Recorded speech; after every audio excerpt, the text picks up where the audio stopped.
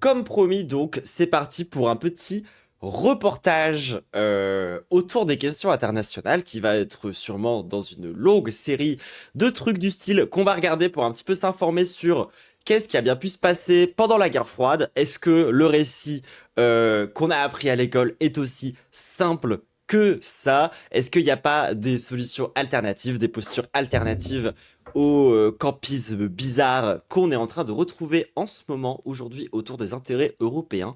Est-ce que les choses ont tant changé que ça? C'est ce qu'on va regarder dans ce petit reportage de 8 d'accords sur le mouvement des non-alignés.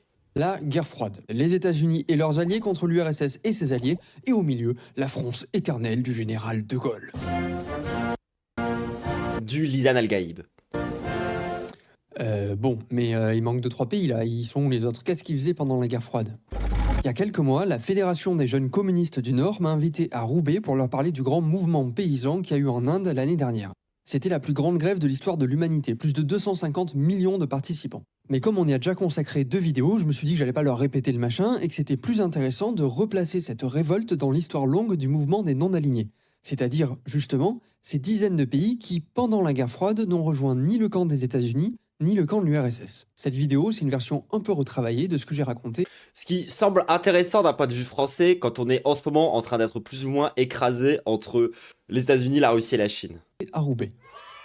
L'un des points de départ du gigantesque mouvement paysan de l'année dernière en Inde, c'était la fin de la fixation des prix des produits agricoles. Concrètement, les paysans indiens peuvent vendre leurs récoltes à l'État contre ce qu'on appelle le prix minimum de soutien, qui est calculé pour leur permettre d'en vivre. C'est un peu un SMIC, mais pour les paysans.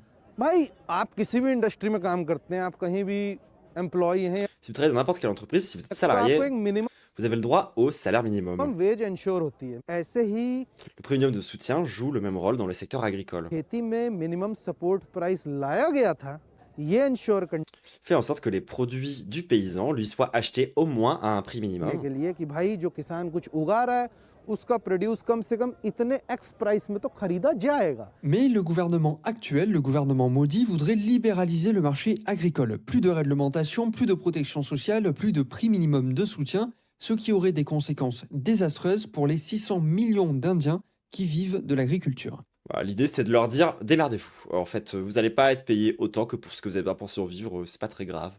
C'est la dure loi du marché. C'est ça qui a lancé le mouvement paysan de l'année dernière. तीन कानून लेकर आई है एग्रीकल्चर के Le gouvernement a fait passer 3 lois sur l'agriculture. संबंध में। वो तीनों कानून Chacune de ces lois attaque les paysans et favorise les grandes entreprises. किसानों के खिलाफ हैं, कारपोरेट के पक्ष में भुगतते हैं। इसके लिए हमारी Par conséquent, nous exigeons le gouvernement supprime ces lois. ये मांग है कि ये कानून हर हाल में रद्द किए जाएं। Sauf qu'en réalité, c'est rien de nouveau. Au contraire, c'est que l'aboutissement d'un long processus de libéralisation La vidéo, elle a pas 5 ans. Ouais, ça commence à être un peu vieux maintenant, hein. Ça date de 2022.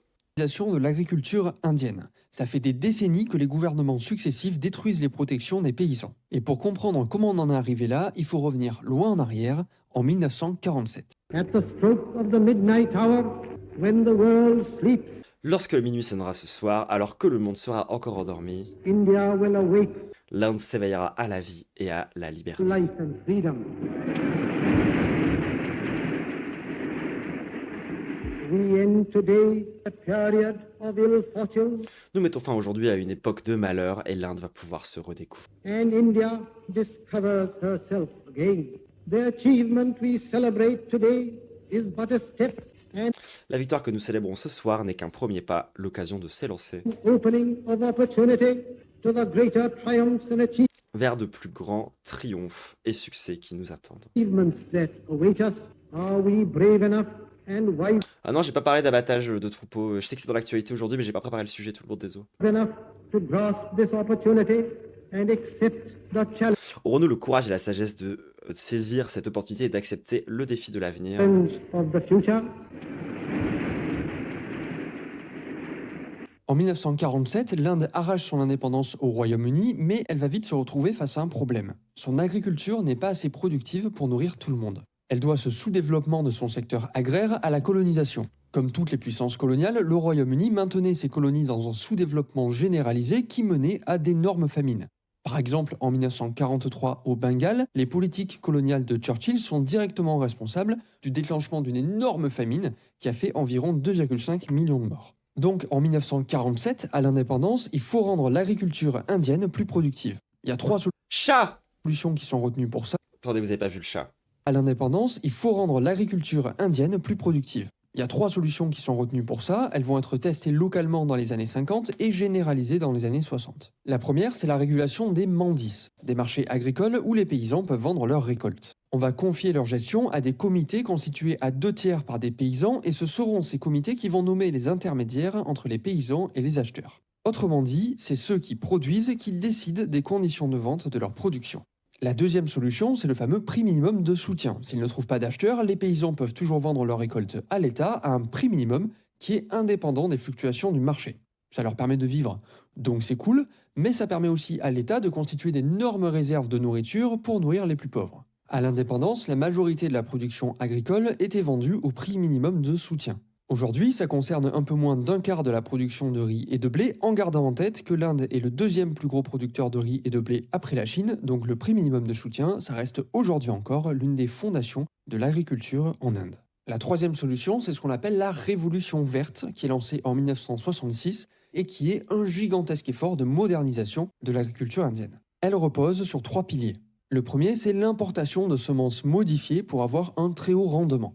Le deuxième, c'est l'irrigation. On lance de grands travaux pour étendre, moderniser et améliorer la distribution de l'eau aux paysans. Et puis le troisième pilier, c'est l'utilisation massive d'engrais chimiques. On notera aussi, petit 4, que l'État met en place de grosses subventions sur l'achat d'équipements modernes, ce qui permet aux petits paysans d'acheter des tracteurs, etc.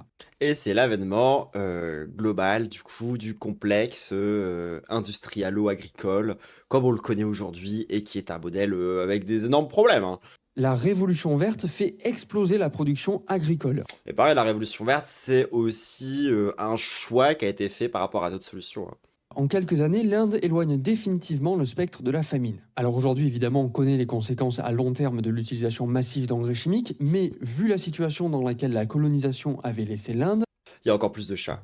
Le fait qu'ils aient réussi à éradiquer les famines reste un immense exploit, donc c'est souvent la révolution verte qu'on retient de cette période. Mais en réalité, ce qui est peut-être le plus intéressant pour nous aujourd'hui, c'est les 2 autres solutions. La régulation des marchés agricoles par les paysans eux-mêmes et la mise en place d'un prix minimum d'achat des récoltes par l'État. Le fait que le gouvernement indien ait choisi ces 2 solutions est un peu surprenant dans un système capitaliste dont 2 des grands principes, c'est de n'avoir aucun contrôle sur les prix, de les laisser à la fameuse libre rencontre de l'offre et de la demande, et de ne jamais, mais alors jamais, confier le pouvoir de décision sur la production et la distribution des marchandises à ceux qui les produisent.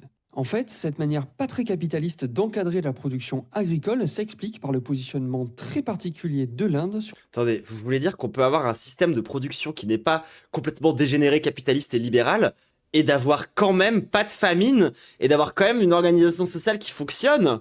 Mais je croyais que c'était impossible. Je croyais que, à la minute où on n'avait pas des grands patrons qui possédaient et qui dirigeaient tout du haut de leur grande tour en ivoire, je croyais que le marché s'effondrait intégralement et que et que tout le monde mourait, genre comme ça du jour au lendemain. Mais quoi? Alors que c'est les paysans eux-mêmes qui décident? Non. Sur la scène internationale après son indépendance. Mais quid de la démocratie libérale? It was the great British philosopher Bertrand Russell Le grand philosophe britannique Bertrand Russell a un jour dit que who once said that mankind is now divided into l'humanité est désormais divisée en 2 groupes. 2 groups.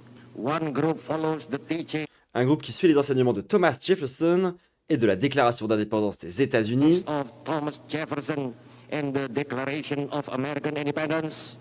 The other group follows et un autre groupe qui suit les enseignements du manifeste communiste de Marx et Engels. Bah, trop dégueu, trop bizarre. the teachings of the Communist Manifesto. But Ce qui est faux dans les 2 cas, hein, mais bref. pardon me, Lord Russell, pardon me. Mais pardonnez-moi, Lord Russell, pardonnez-moi. I think you have forgotten something. Je crois que vous avez oublié quelque chose. I think you have forgotten about more than Parce que vous avez oublié quelque chose comme plus d'1 milliard de gens. 1,000 million people, the people of Asia and Africa, Toute l'Asie, l'Afrique, l'Amérique latine. and possibly also of Latin America, who follow neither the Communist Manifesto nor the Declaration of Independence. Qui ne suivent ni l'un ni l'autre.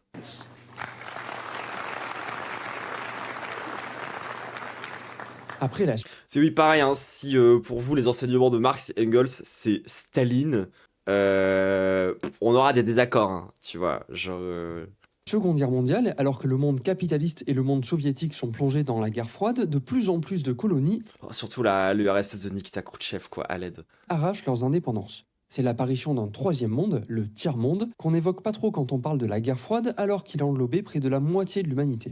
Ces pays du tiers-monde ont tous en commun l'expérience de la colonisation. En partant de là, ils vont se rassembler pour s'opposer collectivement aux nouveaux mécanismes que les anciens pays J'ai dit Nikita Khrouchtchev, j'ai dit non. colonisateurs mettent en place pour pouvoir continuer à les exploiter après leurs indépendances, ce qu'on appelle le néocolonialisme. C'est un pays qui est encore, si vous voulez, une colonie, dans la mesure où l'on sait que tout ce Là, ça parle du Congo, du coup. qu'il y a comme structure économique appartiennent non pas aux Congolais, mais aux expatriés, qu'ils soient des Français, des Américains, des Belges, des Portugais, etc. Mais enfin, est-il Attends, comment ça? C'est le père de mon oncle? Attends, quoi? que ce ne sont pas des Congolais? Si en France, tout ce qu'il y a comme magasin, comme usine, comme société, appartiennent soit à des Anglais, à des gens extérieurs, et que le peuple français n'est pas absolument du tout quoi que ce soit sur Attends, mais le père de ton oncle, c'est pas juste ton grand-père? Par hasard? ces circuits économiques, quelle serait à peu près la réaction du peuple français? Les trois piliers qui vont rassembler ces dizaines de pays, ça va être antiracisme et anticolonialisme, parce qu'ils en ont tous fait l'expérience, et désarmement nucléaire, parce qu'on est en pleine guerre froide et que les puissances nucléaires, qui s'avèrent en grande partie être aussi les anciennes puissances coloniales, menacent tous les 2 jours de faire sauter la planète. The biggest question today is Ah oui, oncle par alliance, putain. this question of war and peace. The choice offered to the world is cooperate or perish. Bah, basé, hein. The choice is Putain, j'aimerais pas, moi, avoir des membres de ma famille qui ont fait des trucs stylés comme ça. of peaceful coexistence Nous avons le droit entre la coexistence pacifique ou pas d'existence du tout. or no existence On arrive un petit peu sur le corps de ce que je voulais parler. at all. Les 3 géants du tiers-monde, ça va être l'Indonésie de Sukarno, l'Égypte de Nasser et l'Inde de Nehru, qui est le grand leader du mouvement pour l'indépendance de l'Inde et qui gouvernera le pays de 1947 à 1964. Je suis trop fier, franchement, tu peux, hein. C'est autour d'eux qu'à la fin des années 50 apparaît le mouvement des non-alignés. Un groupe de dizaines de pays qui refusent de s'aligner sur le premier monde capitaliste ou le deuxième monde soviétique, à la fois dans le conflit Bon, le tracking, c'est pas tout à fait ça, mais la vidéo est un peu vieille. qui les oppose, mais aussi parce qu'ils Il a été assassiné. Oh. cherchent des modèles de développement différents du capitalisme ou du socialisme à la soviétique. Je précise à la soviétique parce que dans le mouvement des non-alignés, on a des pays comme Cuba ou la Yougoslavie, des pays socialistes qui veulent sortir du capitalisme, mais qui empruntent Je les aime bien, moi, hein. Fidel et Tito, hein, beaucoup, je les apprécie.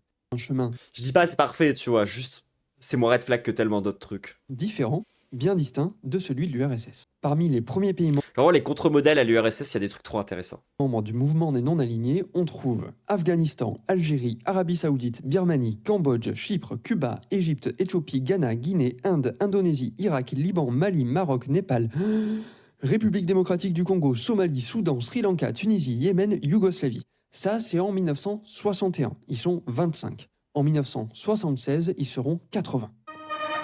Belgrade, capitale des pays non engagés, selon la Et moi, je trouve ça intéressant parce qu'en fait, cette dimension campiste, englobante, comme quoi maintenant, en fait, voilà, le peuple mondial devrait se diviser entre les 2 modèles capitalistes ou communistes, autoritaires, dégénérés. Genre, arrêtez de penser que vous êtes le monde entier, en fait. Tu vois, rien que le concept même de guerre mondiale, dans la façon dont c'est prononcé, dont on parle de la guerre mondiale, t'es en mode genre, bah non, en fait. Genre, désolé, hein, c'était vraiment juste les 2 plus grosses puissances impérialistes qui se sont tapées dessus. Ça veut pas dire que le monde entier était en guerre. Genre, c'est une vision très impérialiste, au contraire. formule consacrée. Pareil, de penser que, comment dire, penser que les 2 guerres mondiales qu'il y a eu au XXe siècle étaient si profondément différentes que ça des guerres continentales qu'on a eues au XVIIIe et au XIXe siècle, c'est aussi avoir des petites œillères historiques, si vous me permettez l'expression. Genre, littéralement, les guerres mondiales, c'est pas genre un nouveau phénomène qui a émergé comme par hasard au XXe siècle et qu'il y avait jamais rien eu de similaire avant, et que c'est tout nouveau, et que ça vient de sortir, et qu'en fait, avant, on faisait pas la guerre comme ça. Il y a quand même pas mal d'autres guerres dites continentales qui ont eu lieu avant, qui fonctionnaient déjà sur comment dire, des contextes géopolitiques pas si éloignés que ça. Genre notamment la guerre de 30 ans. Enfin, il y a beaucoup d'histoires comme ça de notre passé récente qu'on a tendance un peu à mettre sous le tapis et penser que du coup les deux grandes guerres ce seraient des exceptions historiques alors que pas du tout. Le maréchal Tito Et encore une fois, c'est pas parce que tu as augmenté un peu l'échelle que ça devient d'un seul coup mondial et totalement différent. Enfin, a reçu Sokarno, président de la République indonésienne, Modibo Keïta, président du Mali, Hassan II, roi du Maroc, en tout 24 délégations réunies pour affirmer la position du troisième bloc. Était présent le colonel Nasser, l'un des leaders de cette conférence au sommet, l'évêque Makarios, directeur de conscience de la République de Chypre, on l'aime bien Nasser. et le président Bourguiba, dont c'était l'apparition dans ce tiers-monde. Si la conférence n'a pas condamné, comme on s'y attendait, la surprise nucléaire venue de Moscou, Genre, je dis pas, pareil, encore une fois, c'est pas parce que je dis on l'aime bien que genre ça veut dire je suce absolument tout et que tout a été génial de A à Z, aux ondes osées. il n'en est pas moins vrai que le geste de l'URSS a suscité dans son ensemble les regrets de la conférence des neutralistes. Dans un monde aussi vaste que le nôtre, 80 pays qui décident de se rassembler dans un mouvement anticolonial, c'est beaucoup. Et ce nombre Et pacifiste du coup. va leur donner une Voilà, mais c'est pas sérieux, hein. C'est pas sérieux. grande influence sur la scène internationale, notamment grâce à une particularité du système de vote à l'ONU. L'ONU, les Nations Unies, c'est une organisation internationale qui a été créée en 1945, juste après la Seconde Guerre mondiale, et qui a pour objectif d'éviter qu'on recommence à se mettre sur la gueule. Oui, ça a surtout pour objectif de maintenir en place un ordre colonial. Hein. Qu'on se mette bien d'accord, l'ONU, vous pouvez essayer de nous la vendre autant que vous voulez, avec les meilleurs atours et les meilleures courbes possibles. L'ONU, ça sert avant tout quand même à maintenir un ordre colonial. Ça reste quand même la grosse bonne réalité. Hein. Central Hall, Westminster, was the place chosen for the meeting of representatives from the 51 United Nations. After 2 world wars in the life of one generation, the world tries again. Au centre de l'ONU, on trouve l'Assemblée générale des Nations Unies. Elle est convoquée au moins une fois par an et elle rassemble les représentants de tous les pays membres, c'est-à-dire la quasi-totalité des pays du monde, aujourd'hui 193. Lorsque cette Assemblée générale veut prendre une décision, elle organise un vote où chaque pays a une voix. Qu'importe s'il est très peuplé ou pas du tout, s'il est très riche ou pas du tout, les États-Unis ont le même nombre de voix que l'Ouzbékistan, une. Et ça veut dire que dans cette instance de l'ONU, les nombreux pays pauvres et habituellement pas très influents C'est dommage que cette instance-là sert à rien et que le droit de veto est absolu. du tiers-monde vont pouvoir imposer leurs décisions à la petite poignée de pays riches et très puissants. Donc c'est à l'ONU que les pays non alignés vont être le plus visibles. C'est devant l'Assemblée générale qu'ils vont dénoncer le néocolonialisme des anciennes puissances coloniales. My constant warning to the African countries to be on their guard against what I call clientele sovereignty or fake independence by the metropolitan. Du coup, tu as parlé de souveraineté clientèle, l'indépendance factice accordée par l'ancienne puissance coloniale, With the concealed intention avec of l'intention cachée de faire un pays libéré un État client. making the liberated country a client state and controlling it effectively by means other Dans les faits contrôlés par d'autres pays que les moyens politiques. than political ones. La dette. C'est là qu'ils vont défendre leur vision d'un monde multilatéral et non pas divisé en deux camps qui sont prêts à se bouffer. We are determined that the fate of the world, which is our world, will not be decided above our heads or over our bodies. Merde, pardon, je We are grignotais. Attends, determined attendez. that Nous sommes déterminés à ce que le sort du monde, qui est the notre fate of the monde, world, which is our world, will not be ne soit pas décidé au-dessus de nos têtes ou de nos corps. decided above our heads or over our bodies. It will be decided with our Il sera décidé avec notre participation et notre coopération. participation and cooperation. Et c'est là qu'ils vont essayer d'avancer ensemble. After peace came to Europe, we endured atomic bombs. Après la paix en Europe, nous avons enduré les bombes atomiques. We endured our own national revolution in Indonesia. Nous avons enduré notre propre révolution nationale en Indonésie. We endured the torment of Vietnam. Nous avons enduré le supplice du Vietnam. Il parle de la guerre d'indépendance. We suffered the torture of Korea. Nous avons enduré la torture de la Corée. We still suffer the agony of Algeria. Nous souffrons aujourd'hui encore de l'agonie de l'Algérie, qui était encore du coup en pleine guerre d'indépendance. Is it now to be the turn of our African brothers? Est-ce que ce sera maintenant le tour de nos frères africains? Are they to be tortured while our wounds are still unhealed? Devront-ils être torturés alors que nos blessures ne sont toujours pas cicatrisées? And yet, the West is still at peace.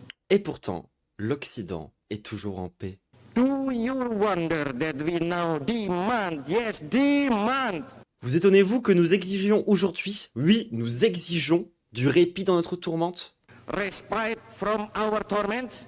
Do you wonder that now my voice is raised in Vous étonnez-vous que ma voix s'élève maintenant pour protester? protest? We, who were once voiceless, have demands and requirements.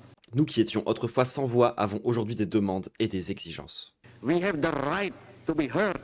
Nous avons le droit d'être entendus. We are not subject of barter, Nous ne sommes pas des sujets de troc, but living and virile nations with a role to mais des nations vivantes et vigoureuses qui ont un rôle à jouer dans ce monde et une contribution à apporter. play in this world and a contribution to make. Bon, maintenant qu'on a posé cette... Basé. Maintenant qu'on a posé cette petite... Chat! Bon, maintenant qu'on a posé cette... Maintenant qu'on a posé cette petite présentation du mouvement des non-alignés, qu'on sait qui cherchait un modèle de développement alternatif au capitalisme et que l'Inde était un pays moteur de ce mouvement. On comprend mieux pourquoi les deux solutions indiennes aux famines que sont le prix minimum de soutien et la régulation des mendices par les paysans eux-mêmes ne sonnent pas très capitalistes. C'est parce qu'elles ont été pensées dans le cadre de ce mouvement des non-alignés, parce qu'elles ont été élaborées pour aller à contre-courant des mécanismes normaux du capitalisme. Mais le problème, c'est que ce mouvement des non-alignés est rempli de contradictions qui vont le rendre très fragile. Development has proved to be a harder and far more Le développement s'est révélé être un processus beaucoup plus compliqué et difficile complicated process than had been envisaged in que ce qui a été envisagé au début des années 50, lorsqu'on ne connaissait pas suffisamment l'interrelation. the early 50s, when there was inadequate knowledge of the interrelationship of social, Des forces sociales, politiques et technologiques et leur impact sur la croissance. political and technological Ah! Allez là! forces and their impact on growth. Partie 3, contradiction. Mais par contre, je sais pas pourquoi ça déconne et ça m'énerve. Je dois baisser la qualité, tout le monde, je suis désolé. Je sais pas pourquoi ça fait ça. Et le bitrate est pas très solide aussi. La première contradiction, c'est celle qui déchire le mouvement des non-alignés entre d'un côté le destin Ah non! Non, mais allez, c'est intéressant là. partagé des anciennes colonies qui les pousse à se rassembler Je m'énerve. Attendez. Qu'est-ce que je peux fermer qui pourrait bouffer de la connexion? J'ai tout fermé là, il n'y a plus rien d'ouvert. Non, ça bouffe pas de connexion. C'est quoi ces histoires? Ça s'est éteint. et à essayer d'agir ensemble, et de l'autre, leurs énormes différences qui les empêchent de trouver un Je vais mettre- projet politique commun. Le Oh, mouvement 360. rassemble des républiques, comme l'Inde, des monarchies, comme le Cambodge et l'Éthiopie, on a des démocraties représentatives, comme l'Indonésie, des régimes autoritaires, comme l'Arabie Saoudite, des pays qui cherchent à se faire une place dans le capitalisme, comme le Sri Lanka ou les Philippines, et des pays qui tentent de sortir du capitalisme, comme la Yougoslavie et Cuba. On a vu qu'ils étaient tous d'accord sur antiracisme, anticolonialisme et désarmement nucléaire, mais quand un mouvement rassemble l'Arabie Saoudite et Cuba, on comprend la difficulté à décliner tout ça dans un projet politique commun. Yes, there is diversity among us. Who denies it?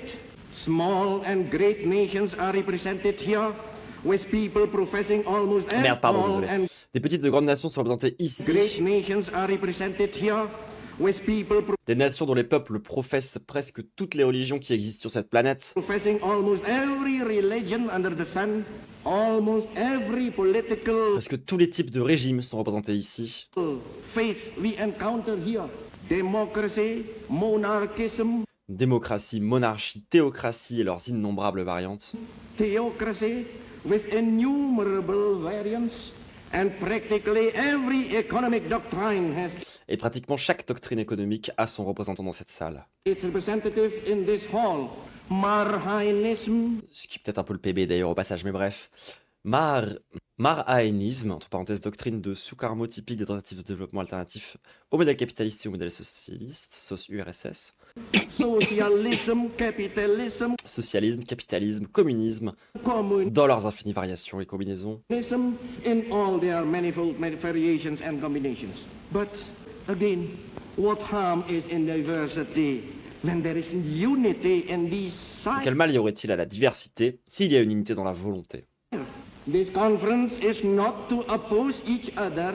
It is a conference of brotherhood.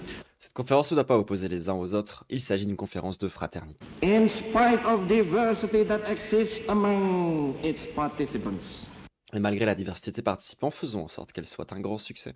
let this conference be a great success.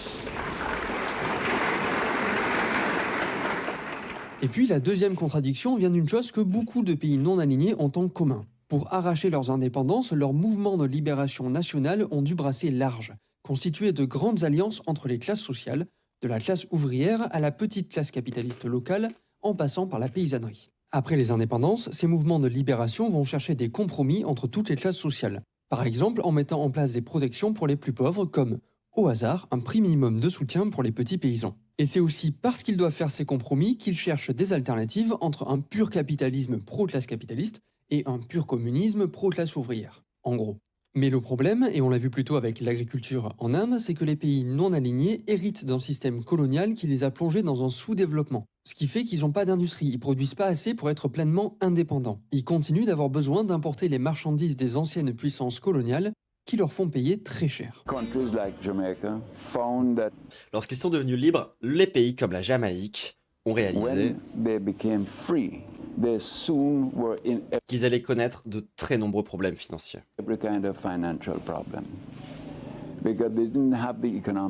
Parce qu'ils n'avaient pas suffisamment de solidité économique pour, disons, s'en sortir tout seuls. Ce qui a été d'ailleurs créé par la colonisation au passage. C'est ce qui se passe quand tu rends des gens dépendants, quoi. Ils avaient besoin de temps pour construire des économies qui pourraient ensuite s'en sortir à l'international.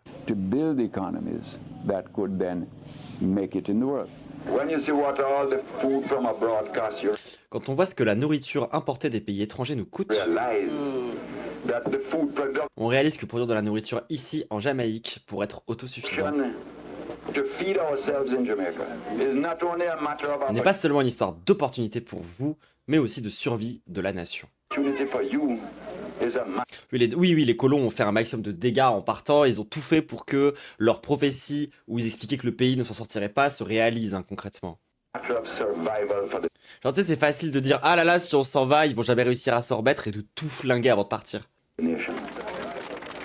Donc avant même de chercher des alternatives au capitalisme, leur priorité, ça va être de s'industrialiser pour arrêter d'être dépendants des pays riches. Et pour faire ça, pas tous, mais beaucoup de ces pays vont suivre un modèle. Voilà, donc par exemple, si on reprend un petit peu, genre, quelles conclusions on pourrait avoir, nous aussi, d'un point de vue de ce qui se passe en ce moment, etc., quand on réfléchit à ces questions-là, bah, peut-être que, par exemple, ne plus dépendre d'intérêts, justement, à la fois russes ou américains, ça peut être peut-être une idée, justement. Au contraire de ce qu'on a fait jusque ces 50-70 dernières années, à juste, encore une fois, être les petits puppies de notre daddy américain. Qui s'appelle l'industrialisation par substitution aux importations. Le principe est simple, on taxe les produits importés des pays riches et on protège la production locale de manière à ce qu'elle puisse se développer sans entrer en concurrence avec les gigantesques multinationales des pays riches. Dit comme ça a l'air malin et effectivement pour pas mal de pays ça va les aider. Mais au plus on développe l'industrie, au plus Le son est bizarre. les classes capitalistes locales qui en sont propriétaires vont devenir puissantes. Et c'est là que ça va merder. Dans les décennies qui suivent les indépendances, l'industrialisation va donner de plus en plus de poids aux classes capitalistes locales qui vont finir par s'emparer du pouvoir, qui vont rompre les grandes alliances avec la classe ouvrière et la paysannerie, et qui vont intensifier au maximum l'exploitation des travailleurs-travailleuses de leur pays. Alors évidemment, c'était pas l'objectif initial. Raoul Prebisch, l'un des grands théoriciens de l'industrialisation par substitution aux importations et figure importante du tiers-monde, a reconnu des années plus tard qu'il s'était totalement planté. Je cite, « Nous pensions qu'une accélération du taux de croissance résoudrait tous les problèmes. Ce fut notre grande erreur. Nous savons aujourd'hui que ce n'est pas le cas. » Et comme quoi, on est nombreux et nombreuses à être tombés dans ce panneau, hein. Je l'ai réalisé très tardivement et en suis arrivé à la conclusion que le problème ne peut être résolu ni par les seules lois du marché, donc le pur capitalisme, ni par un compromis entre les lois du marché et le pouvoir politique et syndical des masses. Donc précisément le genre de grande alliance entre classes sociales que beaucoup de pays La social-démocratie. non alignés ont essayé de réaliser. Le problème ne peut être résolu que par une transformation complète du système. Une révolution.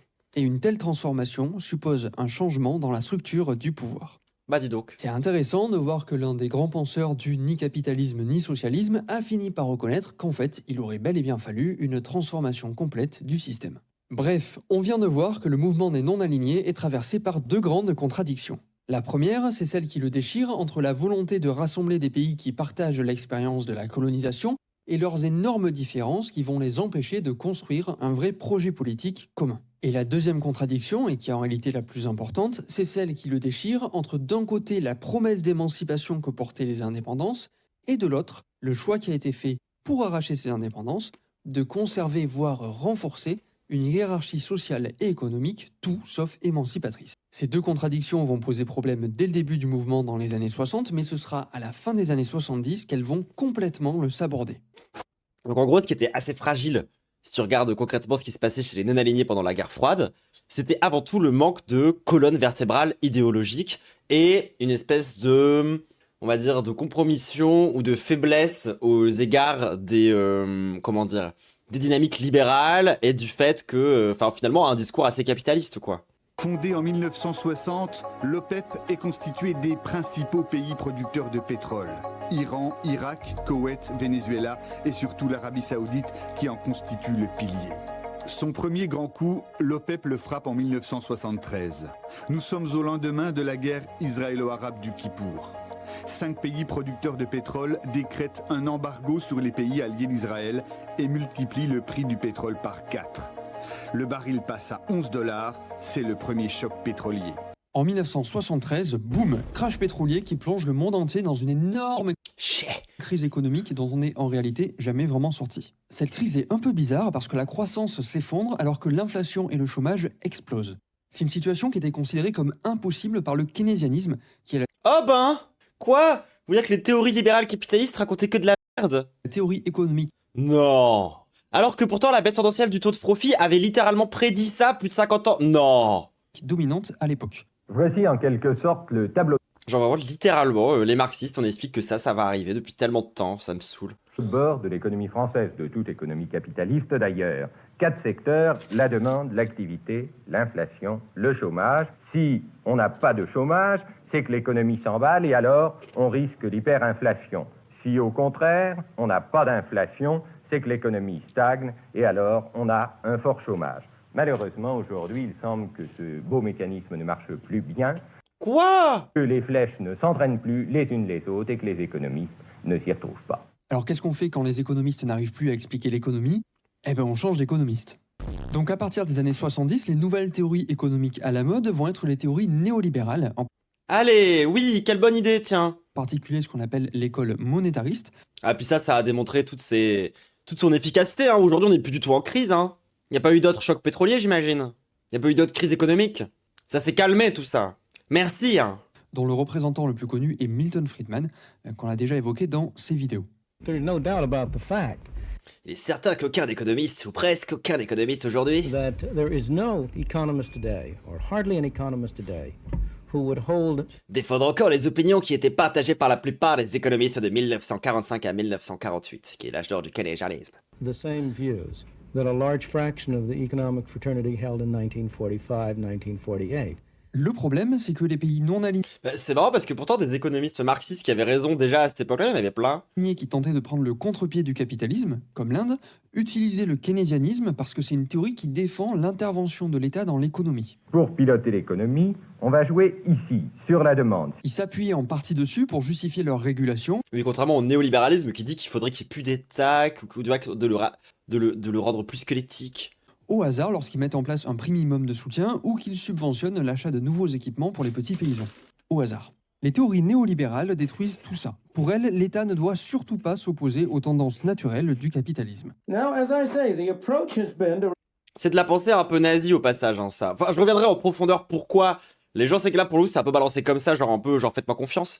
Mais je vous assure que, pour le coup, cette idée que, en fait, les lois du marché prédatrices, les unes avec les autres, finiront par créer un équilibre exactement comme dans la nature, qui s'appellerait le putain de darwinisme social, c'est très red flag, hein. L'idée aussi qu'il faut absolument que l'État disparaisse au profit derrière du coup de l'entrepreneuriat et du leadership, c'est littéralement de la pensée nazie. Hein. Pour le coup, genre vraiment, enfin, il n'y a pas trop de... Genre vraiment, il suffit de regarder un petit peu ce que disaient à l'époque ces gens-là et qu'on continuait à dire d'ailleurs après l'époque nazie, les managers et tout ce délire-là, tu vois, pour montrer que concrètement, ils étaient à fond derrière la privatisation, derrière la démultiplication d'agences qui étaient censées amaigrir l'État et qu'ils avaient une vision des choses qui était en fait assez similaire à la vision néolibérale hein, au final. Jusqu'à présent, l'approche dominante était de considérer toute défaillance du marché, aussi minime soit-elle, comme une excuse suffisante pour justifier l'intervention de l'État dans l'économie. Der Staat. Le marché a échoué, donc le gouvernement doit intervenir. C'est tellement débile de dire. Mais c'est faire une erreur fondamentale. Oui, peut-être que le marché est structuré par l'État. À la fin des années 70, ce tournant néolibéral va être imposé au monde entier par les principales organisations internationales. Le FMI, Fonds monétaire international, la Banque mondiale et le GATT qui deviendra l'Organisation mondiale du commerce. C'est que des trucs hyper red flag. Hein. OMC. En résumant... Genre littéralement le FMI qui décide de la vie ou de mort de centaines de millions de personnes, genre à travers le monde, à travers leur politique austéritaire. La Banque mondiale qui nous tient par les couilles. Enfin genre vraiment... Très vite, la fonction de l'Organisation mondiale du commerce, c'est de donner un avantage aux pays au centre du capitalisme, les pays riches, dans le commerce international. Signé en 1948, le GATT, littéralement, de son vrai nom, Accord général sur les tarifs douaniers et le commerce, est un traité conclu entre 98 pays représentant les 4/5 du commerce mondial. Depuis 30 ans, le GATT, dont le secrétariat est à Genève, organise les relations commerciales internationales. Jusqu'à présent, l'essentiel... Ah bah oui, en Suisse, parce que c'est neutre, j'imagine. De son travail a consisté à négocier la normalisation et l'abaissement des droits de douane entre les pays signataires. Les deux principales négociations menées par le GATT sont connues sous le nom de Kennedy Round et de Tokyo Round. De 1964 à 1967, le Kennedy Round a permis à lui seul d'abaisser d'un tiers environ le niveau des droits de douane frappant les produits industriels. Le Tokyo Round, entamé en 1973 et toujours en discussion, devrait... Non mais c'est bien parce que comme ça crée un système parfaitement équitable dans lequel des grands agriculteurs qui possèdent des immenses machines et tout un système agricole surperformant basé sur l'agriculture chimique sera directement mis en concurrence avec n'importe quel autre agriculteur de n'importe quel autre pays sur un parfait pied d'égalité. Et du coup c'est ça j'imagine l'équilibre et l'équité. Hein. C'est de mettre en concurrence ces deux personnes. Ça a beaucoup de sens. Aller beaucoup plus loin. Il n'y est plus seulement question de produits industriels, mais de l'ensemble des échanges internationaux, c'est-à-dire le commerce de tout produit, jusque et y compris les produits agricoles et les matières premières. Le 1er janvier prochain, le GATT va laisser la place à l'OMC, l'Organisation mondiale du commerce. Là, tu déconnes, l'Ars Mutuis, c'est là de la concurrence, c'est naturel au fond. C'est là où c'est vraiment un discours très nazi, tu vois, très biologisant. Troisième pilier institutionnel aux côtés de la Banque mondiale et du Fonds monétaire international. Son rôle, ouvrir encore plus les marchés, la baisse des droits de douane, la plus vaste libéralisation du commerce mondial de l'histoire. À cela s'ajoute une mission délicate, se pencher sur la clause sociale, chère au couple franco-américain, clause qui permettrait de limiter l'importation de produits en provenance de pays à faible niveau social, clause refusée par les pays en voie de développement. La fonction du FMI, c'est de garantir la stabilité financière des pays au centre du capitalisme, par exemple en débloquant des fonds lorsqu'ils sont en crise, et d'échanger cette stabilité financière contre des réformes néolibérales, privatisation, fin des protections sociales, etc. En général, des politiques austéritaires. C'est-à-dire que le FMI, littéralement, quand je vous ai dit que ça a tué des millions de personnes, c'est pas des lols. Genre vraiment, le Fonds monétaire international, c'est genre une institution qui a déjà débarqué dans des pays, notamment africains, pour dire... En fait, vous allez arrêter de lutter contre l'alphabétisation. Enfin, vous allez arrêter d'alphabétiser votre population. Vous allez arrêter de faire des aides sociales. Vous allez vraiment être exploité. C'est-à-dire que l'idée, c'est vraiment, genre, d'interdire des politiques de gauche, quoi. D'imposer contre du fric des politiques capitalistes austéritaires. En Grèce aussi, très bon exemple. La Grèce en 2008, où le FMI a débarqué en disant « Alors on fait faillite !» Hein? Parce qu'apparemment, un État et une entreprise, c'est pareil, ça peut faire faillite. Hein? Eh ben, du coup, on va vous imposer des politiques. Ça, c'est très, très la démocratie libérale, hein, comme dit le Lisan Al-Gaïb. Greece reached a preliminary deal with its creditors for La Grèce a conclu un accord préliminaire avec ses créanciers, entre parenthèses FMI et l'Union européenne. its third financial Son bailout troisième sauvetage financier en 5 ans. in 5 years. Greece would get $96 billion, but the government had to agree to tax years. Greece would get La Grèce recevra 96 milliards de dollars, mais son gouvernement a dû but the government had to agree to tax accepter d'augmenter les impôts et de réduire les retraites. increases and pension cuts Voilà, des mesures antisociales.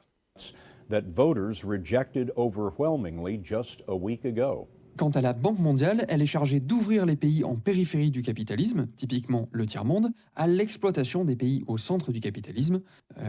C'est nous. Voilà, littéralement, la structuration métropole-colonie. Méthode préférée de la Banque mondiale, ça a longtemps été les programmes d'ajustement structurel. S'ils veulent recevoir de l'aide, les pays pauvres, c'est-à-dire les pays qui ont été maintenus dans le sous-développement par la colonisation, doivent ouvrir leurs économies aux pays riches, par exemple en privatisant leur système de retraite, leurs ressources naturelles, en libéralisant leurs économies, c'est-à-dire en la confiant à des entreprises qui sont très souvent des multinationales basées dans les pays riches. Voilà. Littéralement, le projet, c'est de dire, en fait, vos entreprises, elles marcheraient mieux si c'est nous qui les possédions. Donc vous allez ouvrir votre marché pour autoriser nos propriétaires, notre classe bourgeoise, à venir posséder vos moyens de production. En mode, genre, c'est genre vraiment les assujettir, je sais pas comment dire. Par exemple, la Jamaïque, qui subit une série de programmes d'ajustement structurel depuis les années 70, montre très bien la manière dont le FMI, la Banque mondiale et l'OMC se coordonnent pour piéger les pays anciennement colonisés et les maintenir dans une relation d'exploitation avec les anciennes puissances. Mais c'est ça, tu sais, genre, c'est vraiment les Occidentaux qui arrivent en mode... Il est temps de s'ouvrir. On va vous ouvrir en grand. Après nous, vous serez grand ouvert. Laissez-nous vous ouvrir pour mettre nos doigts dedans. Et puis en 1973, une convulsion mondiale provoquée par l'augmentation du prix du pétrole. A world convulsion caused by the oil price increases. All of a sudden, du jour au lendemain, notre pays doit trouver des sommes d'argent dont nous n'osions même pas rêver auparavant. we are having to find sums of money we never dreamed of before, just to make ends meet. Juste pour joindre les deux bouts. Now, what can you do? We'll be making loans. Quelles sont les possibilités qu'il nous reste? Nous, le FMI, ferons des prêts. La Banque mondiale fera des prêts. The World Bank will be making loans, and if it's in the Americas, the Inter-American Si le pays est sur le continent américain, la Banque interaméricaine de développement, Development Bank, which is a regional counter, un équivalent régional de la Banque mondiale, accordera des will prêts. be making loans. Laissez-nous reprendre le contrôle de vos pays qui sont complètement partis en scalop depuis que nous sommes partis. Par exemple, vous pourriez nous laisser reprendre les entreprises pour que nos patrons refassent de la plus-value. Ce que vous pourriez faire aussi, c'est ouvrir grand votre marché pour que les entreprises américaines puissent mettre leurs doigts à l'intérieur de, par exemple, au hasard, vos médias. Nous pourrions aussi, par exemple, recommencer à posséder des choses géopolitiques ou géostratégiques, comme des ports. Est-ce que vous avez vraiment besoin de contrôler votre propre port? Regardez, je connais un très bon monsieur qui pourrait vous aider. Je vous présente Bolloré. Bolloré, venez par ici. Il pourrait très bien vous aider à reprendre économiquement parlant l'ascendant dans ce grand marché concurrentiel international. And because we're working together in that, Comme nous travaillons ensemble dans ce pays, we have to make sure nous devons nous assurer que nous ne gênons pas we're mutuellement. not working at cross purposes. So we will generally Donc généralement, nous commençons par nous mettre d'accord sur ce qui doit être fait. agree on what needs to be done. And then we reach a Ensuite, nous trouvons un accord avec le gouvernement du pays concerné sur un ensemble de mesures agreement concernant... on a set of measures on the budget. Pardon, désolé, j'ai du sang d'enfant qui sort de ma bouche. Son budget, son taux de change, sa politique monétaire, ses taux d'intérêt, son système bancaire et d'éventuelles privatisations. Vraiment, on garde un contrôle minimum, quoi. On the exchange rate, on monetary policy, on interest rates, on banks, on maybe privatization, and say, Et on dit, yep, nous pensons que prendre ces mesures pourrait résoudre votre problème. yep, we think this could Regardez, c'est exactement les politiques qu'a fait le miracle germanique de l'entre-deux-guerres. Ça a bien marché, non? solve your problem. Some of the prescriptions and IMF programs Les programmes d'ajustement structurel ont généralement pour usually objectif seeks to implement is to get de pousser les pays à éliminer les barrières artificielles au commerce. Ah bah oui, les fameuses promesses artificielles. Countries to eliminate artificial barriers to trade. Donc le protectionnisme, basiquement. They will require countries Ça signifie qu'un pays sous programme d'ajustement structurel not to impose ne devrait pas imposer des restrictions aux importations, aux produits achetés à un autre pays. artificial restrictions on imports and not to Et ne devrait pas subventionner abusivement les exportations. unduly subsidize exports. If Et le rôle de l'État devient de réprimer les mouvements sociaux contre ça. Bah exactement. we lend you $50 million, in return you have to lower all... En échange de 50 millions de dollars, vous devrez diminuer vos barrières au commerce. En fait, c'est quand même vraiment littéralement genre, c'est des anciennes colonies. On est parti en leur disant, on accepte de bien vouloir partir en échange d'une dette qu'on vous laisse et que vous devrez nous rembourser. Et du coup, les pays en question où on a foutu un sbol monstrueux et on a tout déstructuré avant de partir, se retrouvent dans une merde noire et économiquement parlant, ils se retrouvent à nous devoir de l'oseille. Du coup, on redébarque 10 ans plus tard en disant « Ah, bah ça s'est mal passé. Vous inquiétez pas. On peut vous prêter de l'oseille. Il faut juste nous laisser reprendre le pouvoir. » Comme c'est malin. your trade barriers, and you have to compete with us. Et vous allez donc entrer en concurrence avec nous sur un pied d'égalité.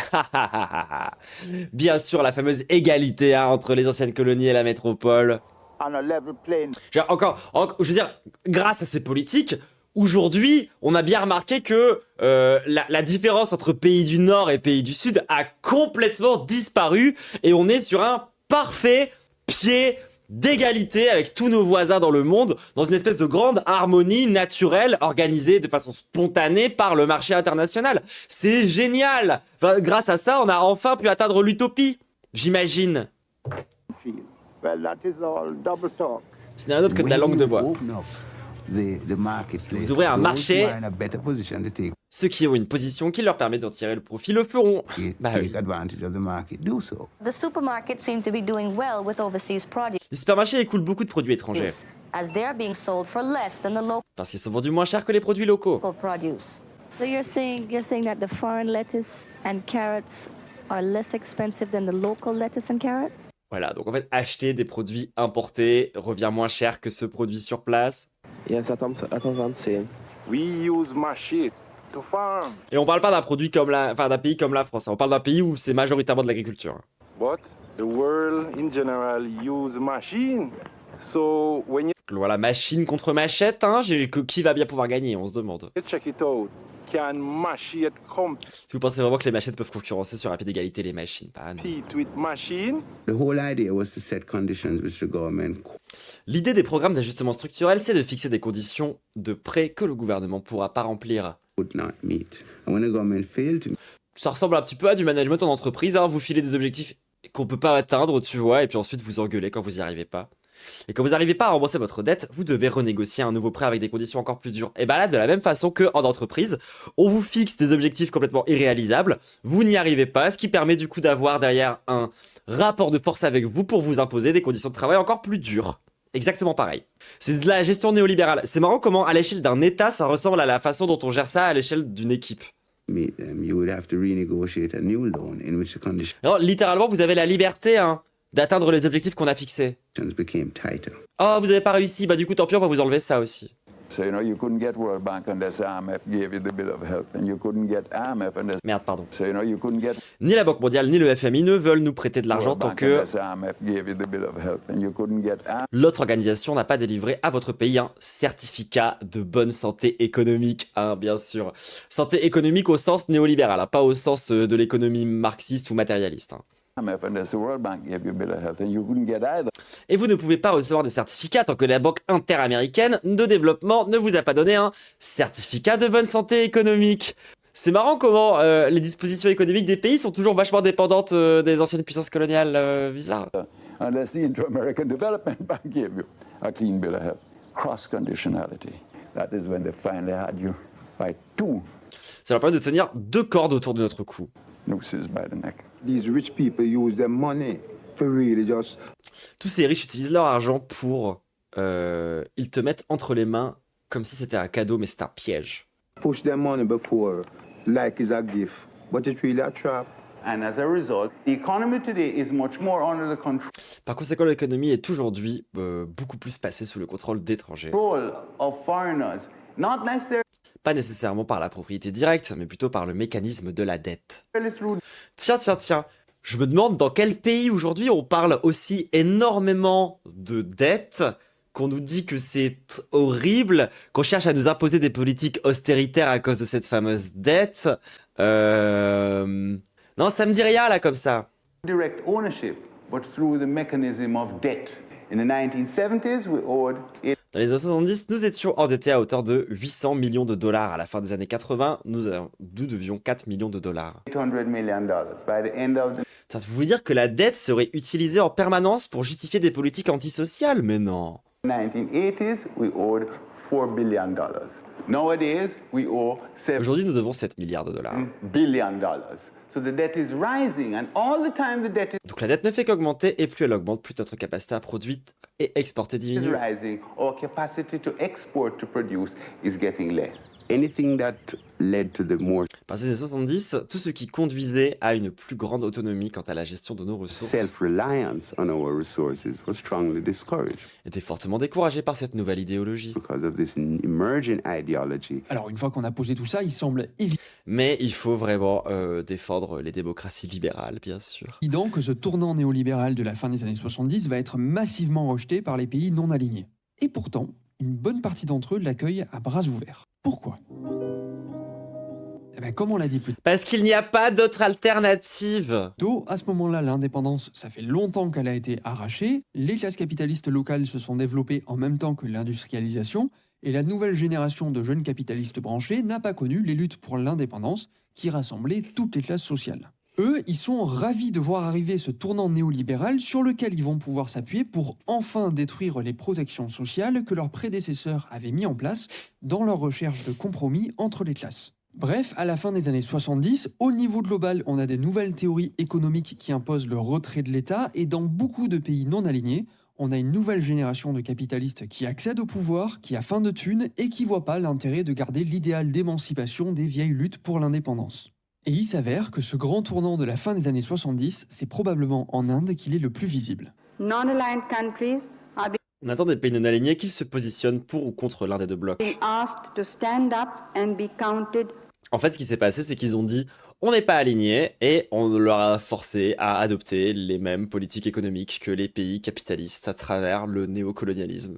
Donc genre, on a forcé leur alignement politique, quoi. Je sais pas comment le dire autrement. For or against one side or the other. We see the familiar effort Nous observons les tendances habituelles de monter les pays non alignés les uns contre les autres.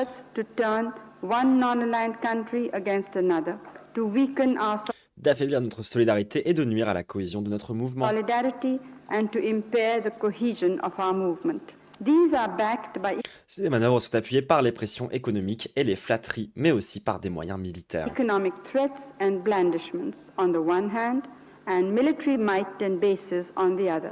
De la fin des années 60 à 1975, l'Inde connaît une période de grosse agitation sociale. Gigantesques mouvements sociaux, grèves à foison et début de la guérilla naxalite, qui est une organisation maoïste encore active aujourd'hui. Pour mater ces rébellions, Indira Gandhi, fille de l'ancien Premier ministre Nehru et qui est à la tête du pays depuis 1966, va déclarer en 1975 l'état d'urgence.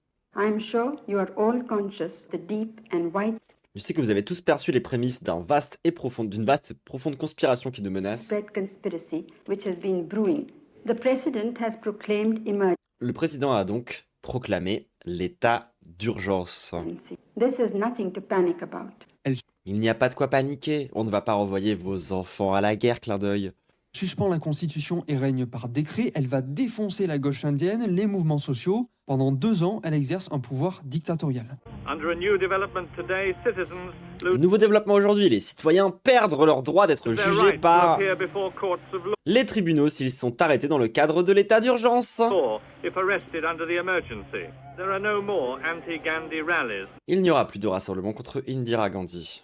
C'est une période vraiment compliquée dans l'histoire de l'Inde. Indira Gandhi fait mettre en prison plein d'opposants politiques, elle fait déplacer de force des centaines de milliers de personnes, elle en fait arrêter des dizaines de milliers et elle fait stériliser de force un peu moins de 7 millions de personnes.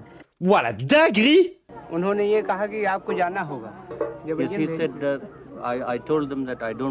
Il dit, je leur ai expliqué que je ne voulais pas être stérilisé, mais ils m'ont dit que je n'avais pas le choix. Comme les trans. Il dit qu'on lui a promis des terres s'il y acceptait d'être stérilisé. On lui a promis des terres. Vous pouvez lui demander si on lui a finalement donné. Most of the blame for the excesses of sterilization La responsabilité des excès du programme de stérilisation has fallen on Mrs. Gandhi's est surtout portée par le fils de Madame Gandhi, Sanjay. 29-year-old son Sanjay. Through the youth wing of Sanjay, pardon. Ce jeune homme de 29 ans a organisé le programme de stérilisation. the Congress Party, he orchestrated the birth control program. Avec l'aide de l'organisation de jeunesse du Congress, parti d'Indira Gandhi. Les preuves montrent qu'à travers tout le pays, une combinaison d'intimidation, de coercition, de sanctions économiques, de non-respect des droits à l'éducation et à la santé gratuite, etc., a été utilisée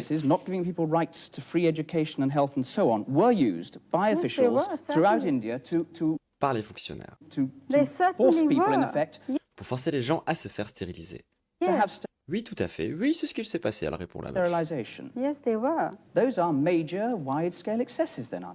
Ce sont là de vastes excès généralisés, n'est-ce pas? Non, je ne pense pas. I don't think so. Si je ne me trompe pas, lorsque vous avez écrit au président pour lui demander d'appliquer l'état d'urgence, vous avez expliqué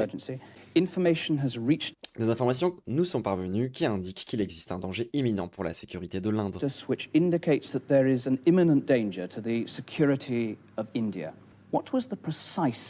Quelle était la nature précise de ce danger? Sûrement des drones au-dessus de l'océan. I'm afraid you can't say anything with great precision. Je crois que l'on ne puisse rien présenter de très précis. Et vous avez parlé à votre peuple d'une vaste et profonde conspiration que je ne sais pas, je sais que vous avez tous perçu. Well, it's obvious, Quelle isn't it? conspiration? Now the whole C'est évident, n'est-ce pas? Aujourd'hui, le sous-continent a été déstabilisé.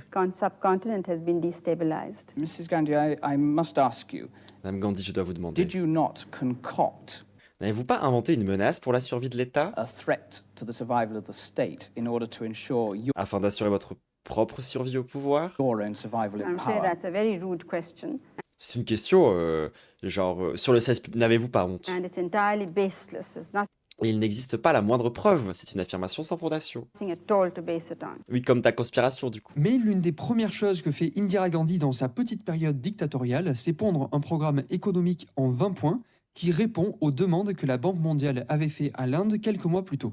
Vous vous souvenez que le rôle de la Banque mondiale, c'est d'ouvrir les pays en périphérie du capitalisme à l'exploitation des pays du centre. Ça explique peut-être pourquoi dans les grands principes du... Non mais... Et je vous rappelle que le corps européen occidental est là pour défendre la démocratie libérale.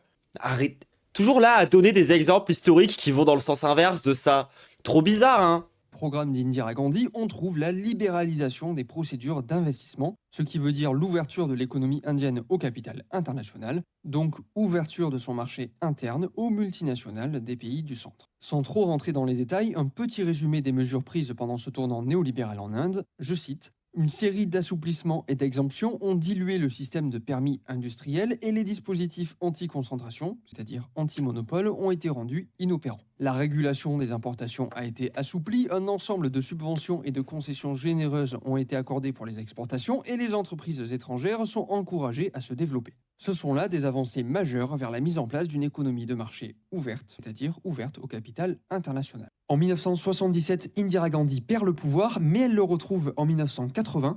Et c'est à ce moment-là que la libéralisation de l'économie qui commençait à apparaître dans le programme de 1975 va prendre toute son ampleur. Elle va notamment aider la nouvelle génération de capitalistes indiens à résoudre un épineux problème, qui est que depuis l'indépendance, elle n'arrive pas à prendre pied dans le secteur agraire, notamment à cause du prix minimum de soutien qui garantit la survie des petits paysans et gêne donc l'apparition de grosses entreprises, voire de monopoles. La libéralisation mise en place par Indira Gandhi va s'incarner dans un retrait de l'État de la révolution verte dont on a parlé un peu plus tôt et qui va être confié au secteur privé. Par exemple, littéralement prendre un truc qui marchait bien, d'essayer de le casser par pure idéologie capitaliste dégénérée, néolibérale. Les équipements agraires ne vont plus être subventionnés. Imposés par des métropoles, bien sûr. Et on va pousser les petits paysans à s'endetter auprès des banques. Non, parce qu'en fait, vous comprenez pas, votre système peut pas fonctionner parce qu'il n'y a pas un Européen qui possède les terres, en fait. Banques pour financer leur matos. L'ouverture de l'économie au capital international va aussi mettre les petits paysans en concurrence avec les multinationales et sur le terrain, on va commencer à démanteler le système de Mandis régulé par les paysans eux-mêmes en utilisant une stratégie qu'on connaît bien en France, par exemple avec la SNCF, qui est de tout faire pour les rendre dysfonctionnels et ensuite justifier leur fermeture par cet échec prémédité. Classic shit. Tout ça s'est lancé par Indira Gandhi, mais ce sera poursuivi après elle, notamment par son fils, Rajiv Gandhi, qui gouvernera de 1984 à 1989. Et c'est à partir de ce moment-là que l'agriculture indienne entre dans une crise dont elle est toujours pas sortie. Trop bizarre quand même ces pays dans lesquels, les enfants des dirigeants continuent à avoir une importance politique.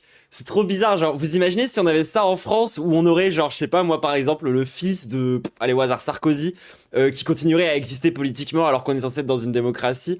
Genre, c'est trop bizarre, enfin, je crois que ça se voit pas, tous ces pays-là, où, enfin, et on est tellement plus démocratique. Oui, ou le fils de Glucksmann, par exemple.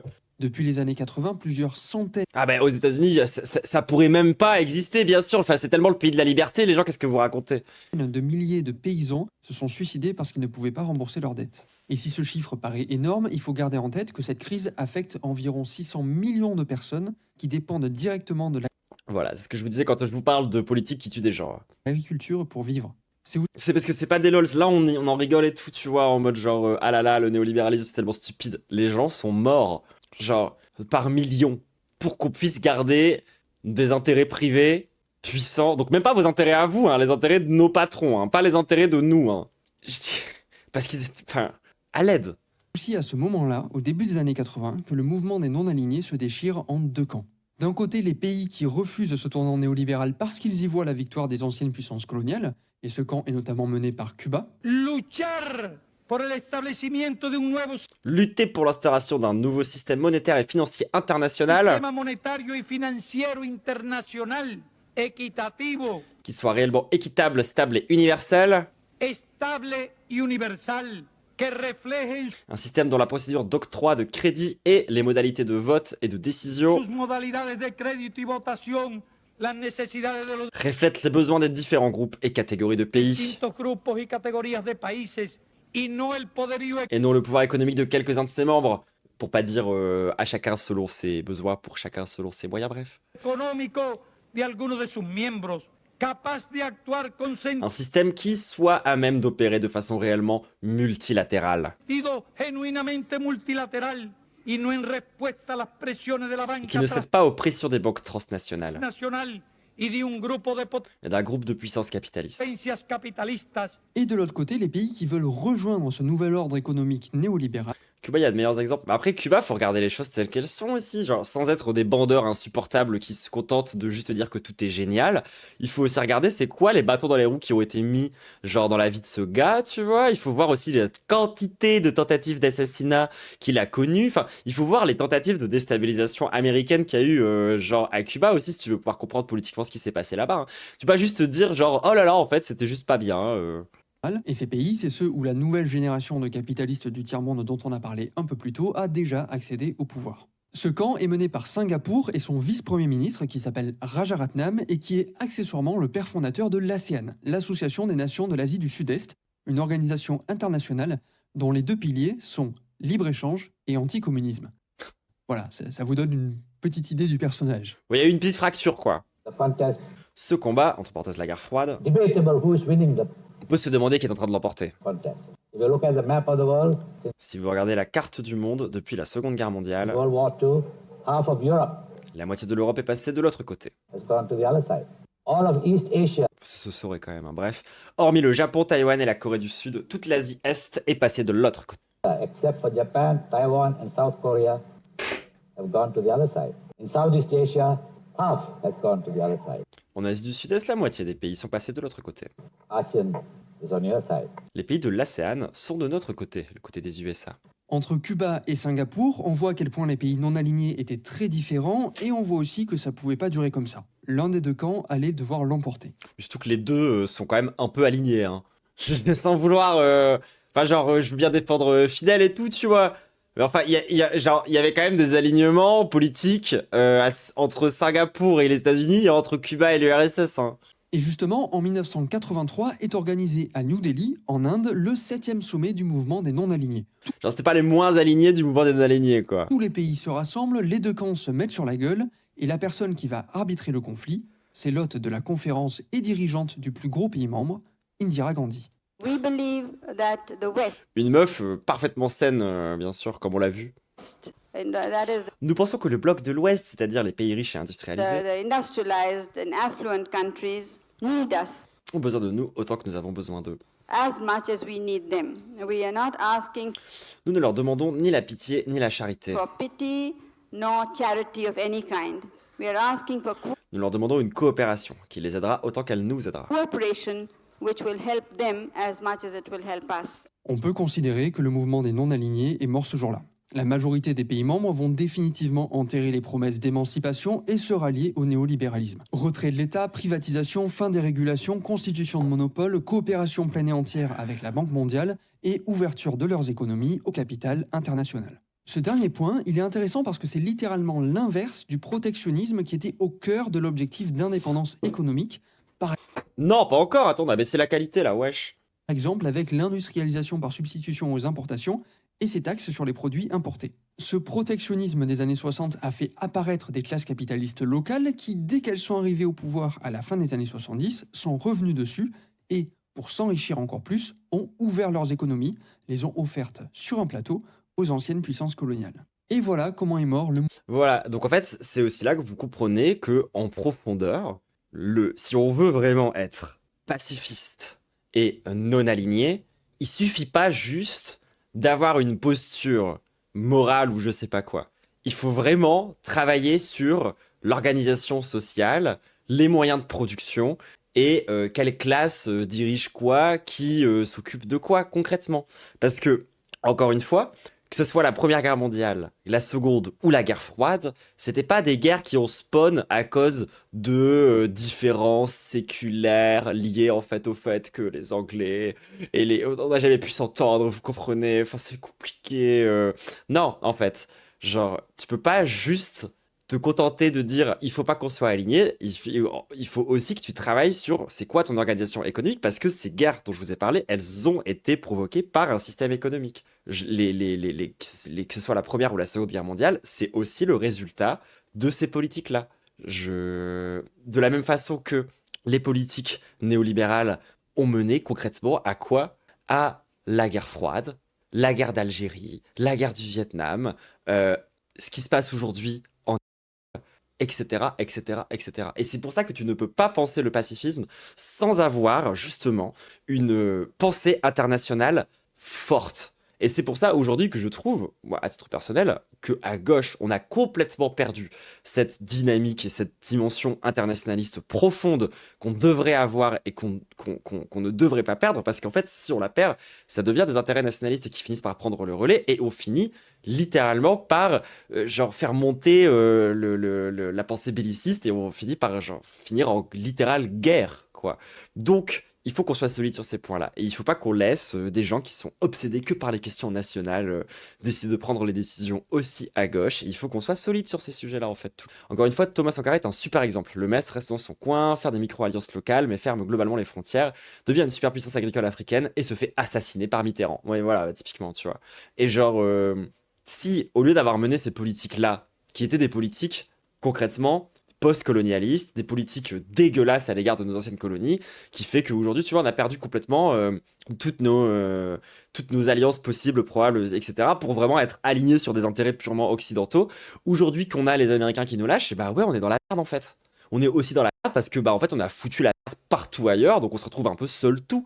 Alors que si on avait des politiques véritablement antiracistes avec l'international, si on avait des politiques véritablement décoloniales, en fait, peut-être qu'on pourrait aussi aller chercher d'autres alliances que juste s'aligner sur les intérêts américains ou russes en fonction de comment ça nous arrange, ou au contraire d'essayer de former notre propre truc basé sur la suprématie blanche sous couvert de démocratie libérale, alors qu'en fait fondamentalement l'Union européenne ça reste un projet de suprématie blanche quand même, hein, les gens vous me l'enlèverez pas de la tête ce truc là. Peut-être qu'il y a des solutions du coup à aller chercher à ce niveau là plutôt que de juste se dire exactement comme on l'a fait par le passé, soyons plus dangereux. Genre, pour pouvoir mieux menacer nos voisins. Genre, je sais pas. Mouvement des non-alignés. Mais sa disparition ne va pas avoir que des conséquences économiques. 5 years ago, 29 nations of Asia and Africa sent their representatives. Oh merde, pardon, je vais te lire. Il y a 5 ans, 29 nations d'Asie et d'Afrique ont envoyé leurs représentants dans la ville indonésienne de Bandung. Representatives to the Indonesian city of Bandung. 29 nations d'Asie et d'Afrique, représentant plus de la moitié de l'humanité. Aujourd'hui, combien de peuples libres sont présents ici? Je ne les compterai pas, mais regardez cette assemblée et dites-moi si je me trompe. Je ne les compterai pas, mais regardez cette assemblée et dites-moi que je me trompe. Pardon, j'ai déjà vu ça. Then tell me whether I am right or not when I say that this is the time of the building of nations. Lorsque je dis notre époque est celle-là de la construction et de l'émergence des nations. And the time of the emergence of nations. On l'a dit plus tôt que... Il y a quelqu'un qui me demande de développer un petit peu plus par rapport à l'Union européenne. En fait, l'Union européenne, ce qu'il faut comprendre, c'est que c'est pas juste un mode de gouvernance européen. C'est des institutions concrètes, comme par exemple l'espace Schengen ou la zone euro, qui ont en fait profondément à l'intérieur d'eux une dimension néolibérale. C'est-à-dire que concrètement, c'est pas genre des institutions qui sont neutres et qui permettent au peuple européen de prendre des décisions. C'est avant tout un système économique qui est imposé à tous ces pays-là. Dans le sens où du coup, ça enlève la souveraineté économique de la plupart des pays européens pour la transférer vers une institution supérieure qui en fait recouvre plusieurs pays pour cette organisation. Et le problème, c'est que du coup, derrière cette institution européenne, ne se cache pas uniquement en fait le désir de vouloir être avec d'autres nations européennes et d'être puissant. C'est avant tout le désir de former un bloc néolibéral qui partage des fondements économiques qui sont basés sur les politiques qu'on a expliquées juste avant durant toute l'entièreté de ce documentaire, qui sont littéralement pour moi des politiques économiques qui nous mènent à la guerre comme elles nous ont déjà menés à la guerre par le passé. C'est ça que j'essaie d'expliquer aussi derrière le projet européen. Et ce qui me pose problème fondamentalement derrière le projet européen. Et sur la partie, suprémacisme blanc, alors déjà on pourrait revenir sur c'est quoi à la base le projet européen, le projet d'Union européenne, quels ont été les prototypes et qui sont les gens qui ont essayé de l'imposer en premier. Clin d'œil, Napoléon, clin d'œil. On pourrait revenir aussi derrière du coup sur le traitement colonial et post-colonial qu'a connu l'Union européenne à partir de ces années-là. Est-ce que c'est un peu plus clair du coup comme critique de l'Union européenne? Genre au-delà du coup du fait que ça a simplement une dimension politique qui n'est pas neutre, qui est une position politique néolibérale, ça détient aussi à l'intérieur en fait l'idée que du coup on forme une seule et même grande nation européenne avec par exemple une culture commune judéo-chrétienne. Tu vois où ça commence à devenir un projet de suprémacisme blanc, où on est en mode ah mais en fait on est beaucoup plus proche des Ukrainiens que des Algériens, ce qui est complètement faux hein, d'ailleurs parce que quand même pendant bien 2000 ans le monde tournait autour de la Méditerranée, donc en fait on avait quand même beaucoup plus de connexions et d'échanges, que ce soit culturel, économique, avec nos voisins arabes. On va quand même considérer que les Ukrainiens sont aujourd'hui plus proches de nous parce que en fait derrière il y a cette dimension blanche qu'il y a derrière le projet d'Union européenne, qui fait que du coup on a l'impression que tout ça c'est un seul et même grand peuple européen, alors que pas du tout, genre vraiment ça fonctionne pas comme ça, historiquement parlant, ça n'a jamais fonctionné comme ça, c'est un peu bizarre. Puis pareil, ça reprend aussi les fondements de base, désolé de rappeler encore ça, mais du de Troisième Reich, qui avait déjà en fait l'intention de créer une espèce de grande fédération d'États en Europe, qui sont tous dominés par une certaine vision idéologique du monde, qui consiste à dire qu'il faut qu'il n'y ait pas d'État, qu'il faut que l'État soit le plus maigre possible pour permettre aux entreprises, aux entreprises individuelles, aux grandes forces de se libérer grâce à la puissance de leur leadership, qui vont permettre derrière à tous ces employés qui jusque-là étaient exploités d'être enfin heureux au travail, parce qu'ils croient profondément au projet en fait qu'il y a derrière leur entreprise. Il faut qu'ils puissent vivre derrière directement pour ce grand projet tu comprends un petit peu la dimension hyper red flag qu'il y a derrière quand même ce concept d'Union européenne où on a littéralement repris des dimensions de l'économie germanique de l'entre-deux-guerres, ce qui est un immense red flag, et qu'on l'a imposé sur tout le reste de l'Europe, et que maintenant on a décidé de dire que ah bah finalement regardez c'est ça, la démocratie libérale. La démocratie libérale, mes couilles sur ton front, genre l'Union européenne à elle seule c'est déjà une énorme dinguerie par rapport à ça qui vient détruire le concept. Sans même parler de nos institutions à nous, qui ont été mis en place par un général militaire, présidentialiste complètement zinzin, le fameux De Gaulle, qui est venu, genre, littéralement créer un régime autoritaire à partir de la République, encore une fois, qui est assez équivalent au système d'aujourd'hui de la Hongrie de Viktor Orban, quand même, c'est aussi une autre énorme dinguerie. Et c'est ce que je raconte. Ce que je raconte concrètement, c'est que c'est pas en jouant à ce jeu-là qu'on va réussir à atteindre la paix ou même à gagner la guerre en fait. Enfin, dans le sens où déjà parce que personne ne gagne la guerre. Quand on est des travailleurs, on ne peut que la perdre. On ne peut que finir par s'entretuer entre prolétaires au service d'une classe sociale qui nous domine et qui décide quand est-ce qu'on va crever quoi finalement. Donc c'est pas ça la solution en fait. La solution ça va pas être de jouer ce jeu-là, de jouer le jeu de Raphaël Glucksmann. De jouer le jeu des intérêts européens néolibéraux contre la vilaine Russie, ça va sauver personne et ça va pas empêcher la guerre. Bien au contraire. Ce que l'écrasante majorité des pays du tiers-monde ont en commun, c'est d'avoir été colonisés.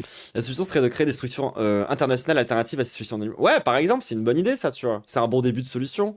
Ça implique plein de choses, mais il y en a deux en particulier sur lesquelles on va insister. Premièrement, la colonisation implique la destruction systématique de la culture des colonisés par les colonisateurs. On en a un peu parlé dans la vidéo sur Aimé Césaire, notamment par l'exemple du véritable génocide culturel qui a été mené dans les pensionnats autochtones au Canada. Des institutions qui ont kidnappé et torturé environ 150 J'ai une VOD là-dessus aussi si ça vous intéresse. 000 enfants autochtones pour tuer l'Indien en eux.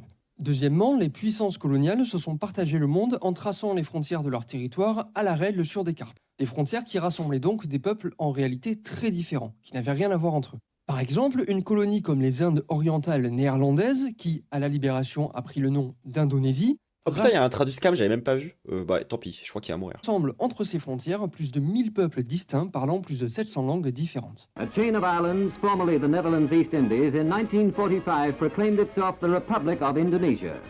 This geographically scattered country faced a tremendous task, with the problem of unity an immediate one. Pour les mouvements de libération nationale, le grand enjeu, c'était de réussir à rassembler dans une même lutte des peuples très différents, qui n'avaient pas forcément de culture commune. Dans de nombreux endroits de Java et de Sumatra, de grands rassemblements appellent la population à présenter un front uni face aux Néerlandais et à leurs alliés. Donc il y a eu des tentatives pour reconstruire cette culture commune. La plus connue, c'est celle d'Aimé Césaire et des théoriciens de la négritude qui mettent en lumière et réaffirment une culture et une identité propres aux anciens colonisés africains. Vous avez lancé le mouvement de la négritude. Que faut-il entendre par négritude? Basé, Césaire. C'est un mouvement littéraire qui s'est donné pour but d'exprimer les problèmes de l'homme noir sur la base d'une prise de conscience par celui-ci de sa propre et de sa véritable condition. Mais ce qui a été le plus mobilisé... Littéralement le wokisme. Utilisé par les mouvements de libération nationale, c'est un mécanisme qui a été observé par Frantz Fanon.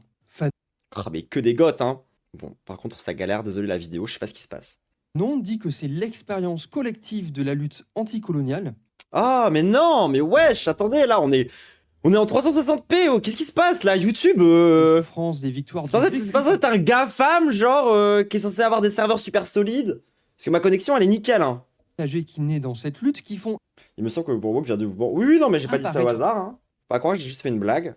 Attendez, je vérifie un truc, parce que là, c'est quand même un peu n'importe quoi. Mais oui, le réseau, il est pas saturé du tout, c'est quoi ces conneries? Sérieux, genre? Ou renaître l'idée d'un destin partagé, d'une culture commune sur laquelle pourront se développer une nouvelle nation et un nouvel État une fois l'indépendance arrachée. C'est dans la lutte pour Bon, tentative de relançage. La poursuite de l'émancipation que les peuples très différents qui avaient été rassemblés par les tracés de règles racistes des colonisateurs arrivent à construire et atteindre l'unité. Cette caractéristique donne au nationalisme du tiers-monde une forme très différente du nationalisme à l'européenne. Le nôtre repose sur une identité commune qui a au mieux une base linguistico-culturalo-religieuse un peu floue et souvent très fantasmée, Suprémacisme. et au pire une base raciale totalement imaginaire. Mais très souvent, le nationalisme des mouvements de libération nationale ne s'appuyait sur rien de tout ça, étant donné qu'il devait rassembler une gigantesque diversité. L'identité commune qu'ils ont façonnée avait plutôt pour fondation la poursuite collective d'un projet politique commun, celui de l'indépendance, avec un objectif final d'émancipation. The burning force of nationalism Les forces vives du nationalisme et du désir d'indépendance nous ont and the soutenus desire for independence sustained us and gave us strength during the long et nous ont donné de la force pendant la longue nuit coloniale et pendant la lutte pour l'indépendance. colonial fight, colonial night, and during the struggle for independence.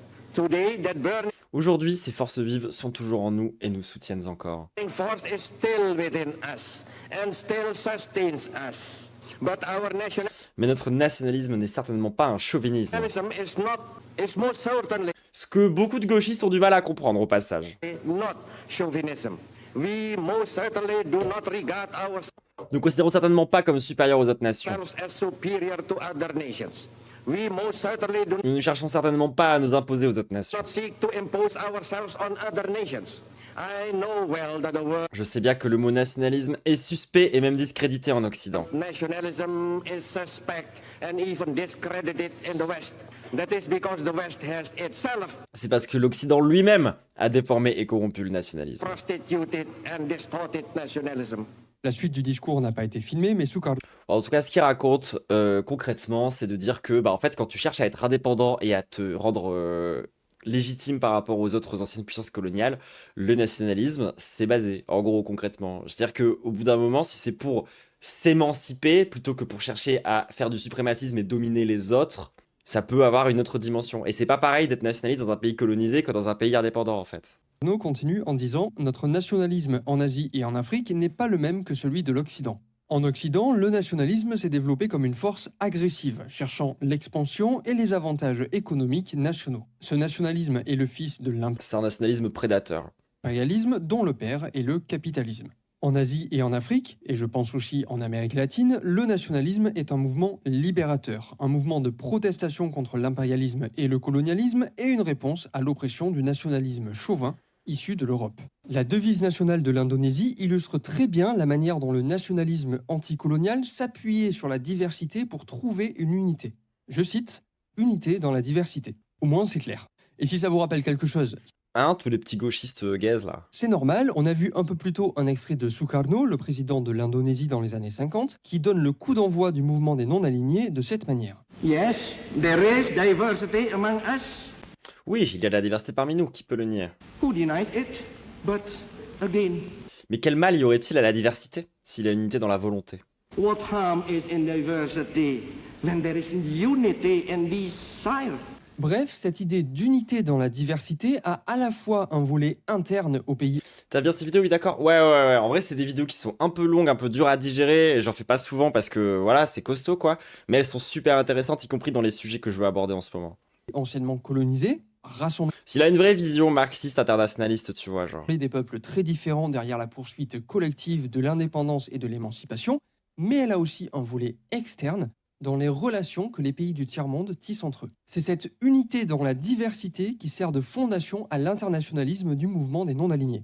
C'est elle qui lui permettait de tenir le grand écart entre Cuba et l'Arabie Saoudite. Autrement dit, et je sais que ça sonne très bizarre à nos oreilles européennes et en particulier à nos oreilles françaises, mais le nationalisme des non-alignés, en tout cas au début, c'était un nationalisme internationaliste. Ce qui a pas mal changé.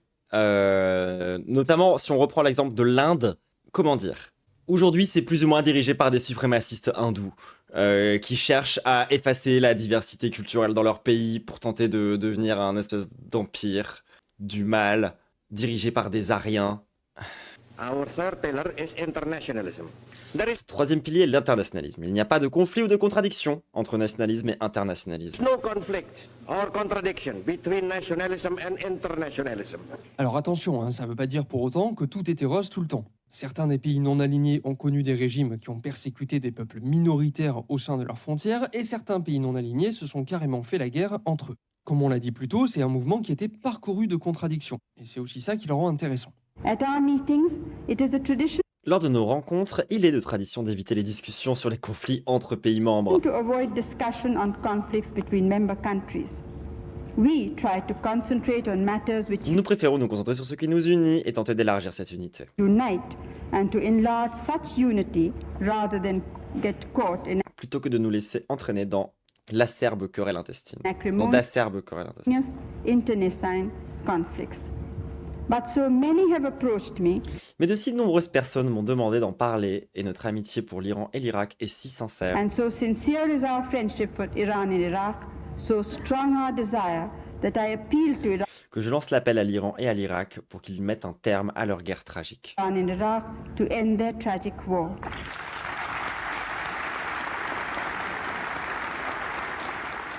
Julius Nyerere, qui était C'est un conflit vraiment intéressant aussi sur lequel il faudrait qu'on se repenche un jour en profondeur, ça. le président de la Tanzanie de 1964 à 1985, donc pendant l'âge d'or des non-alignés, disait, je cite, « Le mouvement des non-alignés Il disait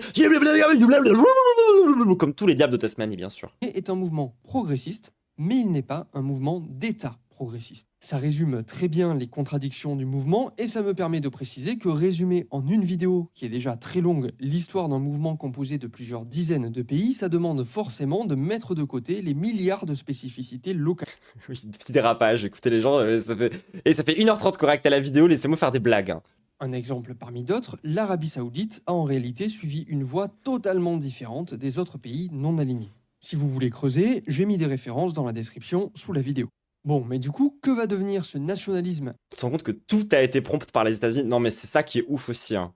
internationaliste à la mort? Et c'est aussi pour ça que moi je pense qu'il y a aussi une vraie faille par rapport précisément à la dimension pacifiste qu'on est censé pouvoir tenir en France, du fait que les États-Unis soient un empire en crise qui est clairement avec une énorme perte d'impérialisme qui devrait nous encourager à vraiment nous rendre indépendants pour le coup de cette puissance-là, tu vois, qui a quand même pendant très longtemps essayé de se définir comme étant un genre de métropole des métropoles, enfin cette espèce de gros État qui a décidé de s'autoproclamer police du monde ou je sais pas quoi, et qui nous tient encore aujourd'hui toujours complètement en laisse.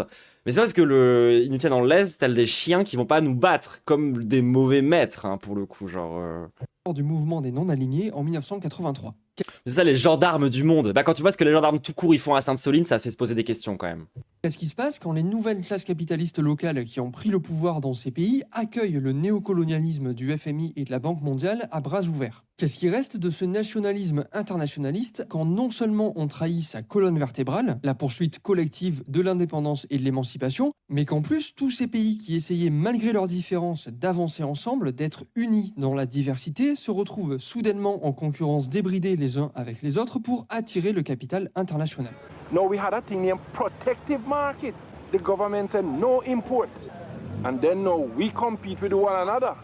But for the time being, you're open to the world to come. Merde, j'ai oublié de lire. Il explique en gros que maintenant le marché est grand ouvert, comme ça avec les doigts des Européens dedans.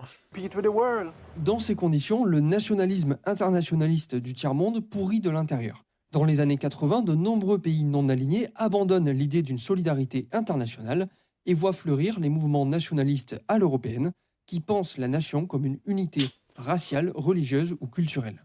Rajaratnam, le vice-premier ministre singapourien dont on a parlé un peu plus tôt, déclarait dans un discours de 1979 à l'ONU « Le nationalisme, qui était au départ une force positive et constructive dans les pays du tiers-monde, est aujourd'hui entré dans une phase destructive et réactionnaire. Il reproduit maintenant les erreurs et les distorsions du nationalisme européen. » Le nationalisme du tiers-monde. C'est pour ça que le nationalisme, il est aussi genre important au moment de la détermination de l'indépendance, mais une fois que ça c'est fait, faut quand même vraiment s'en méfier, genre. Le monde est entré dans sa phase de persécution raciale, religieuse et culturelle. Parce que c'est pas parce que tu dis que nationalisme c'est pas pareil dans les pays colonisés que dans nos pays à nous que tu dois quand même complètement être blind, genre. La solidarité qui transcendait les différences raciales, religieuses et culturelles s'est affaiblie ou s'est totalement effondrée dans de nombreux pays du tiers-monde. Après, ça, c'est aussi lié au post-colonialisme. Genre, pour le coup, toutes les vidéos qu'on a vues sur tous les pays d'Afrique et du Moyen-Orient qu'on a déjà étudié sur cette chaîne nous montrent que c'est pas fondamentalement aussi par la dimension politique à l'intérieur du pays, entre les différences des habitants de ce pays, que ça a fini par dégénérer. Il y a aussi énormément d'ingérences impérialistes. Et encore une fois, l'Inde, c'est le pays où cet effondrement. Et dans les ingérences impérialistes, nous, ce qu'on adore faire, les Occidentaux en général, c'est de dire à une ethnie, tiens, c'est toi qui diriges contre toutes les autres. Et on va te back-up, toi. Et on va te donner plein de moyens pour dominer les autres. Et ça va très bien se passer. Et puis on change d'avis tous les 10 ans. Et le plus visible. We are trying to unite the Hindu society. Nous sommes formés pour unir la société hindoue. Nous sommes formés pour transmettre le patriotisme et les valeurs morales. To give them patriotism, moral values. We are trying to make them culturally Nous sommes formés pour rendre les hindous culturellement forts. strong, so that ultimately this country Pour que ce pays finisse par progresser. progresses. Any country can progress only Les pays ne peuvent progresser que lorsque leurs habitants sont unis par le sentiment du patriotisme. when the people of the country are united. They have the feeling of patriotism in them. So that is the main objective. That is the main activity of the RSS. Et on rentre dans le nationalisme néolibéral. Et après, on est les premiers à traiter ces génocides. Ouais, non, mais... C'est en 1980 qu'est fondé en Inde le BJP, un parti nationaliste à l'européenne, c'est-à-dire qu'il... On change d'avis quand l'ethnie au pouvoir décide de ne plus nous faire payer un peu plus cher l'exploitation de leurs ressources. Ouais, ou par exemple, quand ils décident de se rendre compte qu'ils se font quand même pas mal enculer et qu'ils se disent, tiens, peut-être qu'on aurait de meilleurs deals si on pouvait avoir un rapport de force entre les différentes puissances impérialistes, comme par exemple donner un peu plus de gaz à l'URSS. Là, généralement, ils se font assassiner. Mobilise un imaginaire racial et religieux pour noyer Merci pour les 2 subs. toute diversité au sein d'un grand corps. Même pas les 3 subs. Présenté comme naturel, éternel, harmonieux, sans conflit, c'est la nation. Hinduism. Alors, comment dire ça, c'est de la pensée magique. Hein. L'hindouisme et l'hindutva, suprémacisme hindou, sont le sang qui coule dans les veines des Indiens. And Hindutva is blood running in Indian veins. One India, one nation. Une Inde, une nation. Le BJP promeut littéralement, c'est comme ça que pense Éric Zemmour. l'Hindutva, qui est un projet d'épuration religieuse et ethnique de l'Inde, et il s'appuie sur une milice fasciste qui s'appelle la RSS, qui compte autant vous dire que les musulmans ne sont pas très appréciés. Plusieurs millions d'adhérents qui défilent dans les rues en chemise noire et qui se réclament le petit lapsus sur les chemises noires. Explicitement de Hitler. Non mais t'inquiète pas, les chemises sont blanches et les vestes sont brunes. Et Mussolini. Ah oui, eux, ils ont vraiment une pensée racialiste arienne. C'est-à-dire que pour eux, les Ariens, c'est les Indiens. Party, the BJP, was formed from the RSS. 3 des plus hauts responsables du BJP, dont le Premier ministre, sont d'anciens membres de la RSS. Officers of the BJP, including the Prime Minister, were former members of the RSS. So the ideology... L'idéologie qui sous-tend cette organisation, sa raison d'être, l'idée que la mère Inde est une nation hindoue. behind this organization, its reason for existing, the idea that Mother India is a Hindu nation is baked into the very... est intégré dans le cœur même de ce que la BJP tente de faire en tant que parti politique. concept of what the BJP is trying to do as a political party. Le BJP et son nationalisme à l'européenne montent en puissance dans les années 80 et finissent par accéder au pouvoir de 1998 à 2004 et de 2014 à aujourd'hui sous ils sont encore au pouvoir. la direction de Narendra Modi. Un ennemi, vraiment, c'est un Adolf Hitler, c'est à l'aide, horrible. Depuis, les violences contre les musulmans ont explosé, la xénophobie a grimpé en flèche et on a récemment vu des responsables du parti appeler publiquement au génocide et à, je cite, mourir et tuer pour faire de l'Inde une nation hindoue. Voilà.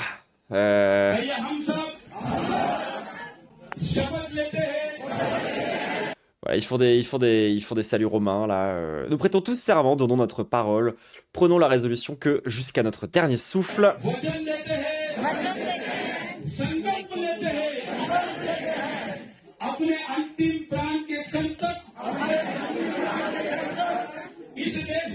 Nous ferons de l'Inde une nation hindoue. Nous la préserverons comme nation uniquement hindoue.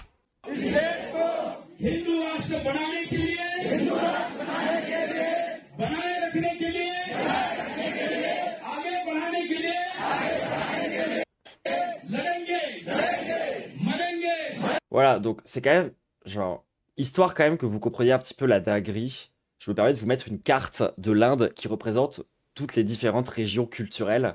Voilà, donc, eux, ils voient ça, et ils se disent, tiens, ça aurait pas vachement plus de gueule s'il y avait qu'une seule grande et puissante couleur qui domine toutes les autres et qui les efface.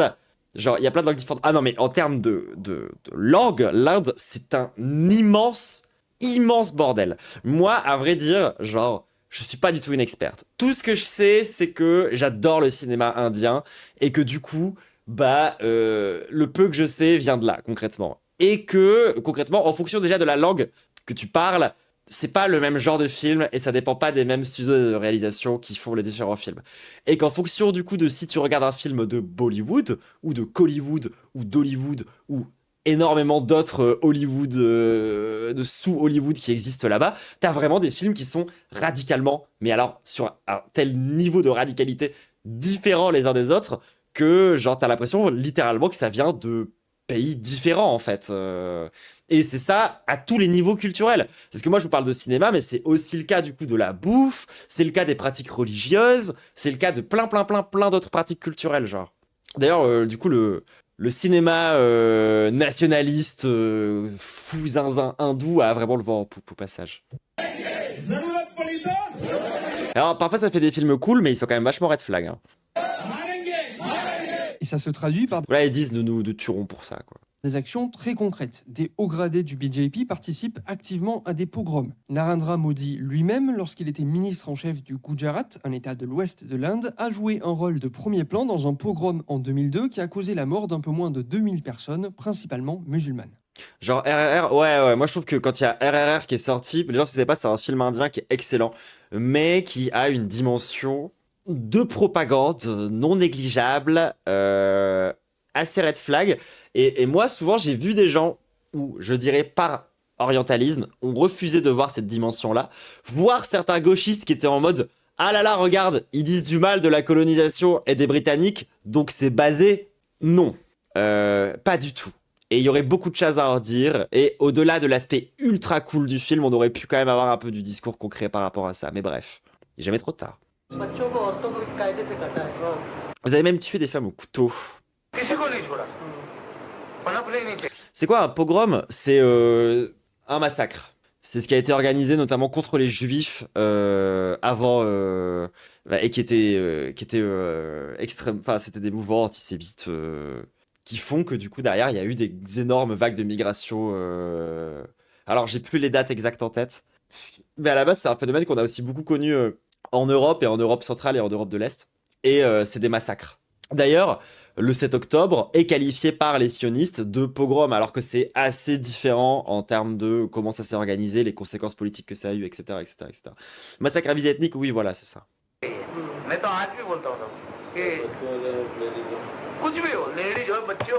Donc là, le mec est en mode, oui, j'assume que j'ai poignardé des enfants, bien sûr.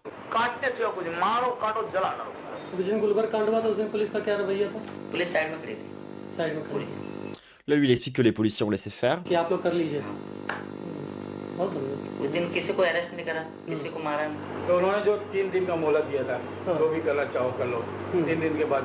Ils les ont laissé, ils ont organisé, genre, ils ont organisé une, comme dans le film là, aux États-Unis, là où ils ont le droit de faire ce qu'ils voulaient pendant 3 jours. Pas l'impression que ça fasse consensus le mot pogrom pour le 7 octobre, même chez les sionistes. Oui, souvent c'est utilisé pour nous traiter d'antisémites. Hein. American Nightmare, voilà, c'est ça.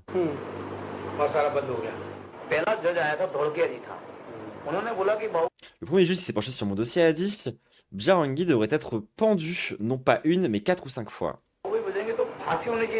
Oui, c'est ça, une purge, une vraie purge, hein, pas comme ce que fait la France Insoumise. Le deuxième juge a dit pareil. 4 mois plus tard, le frère Modi m'envoie un message disant qu'il a fait arranger quelque chose.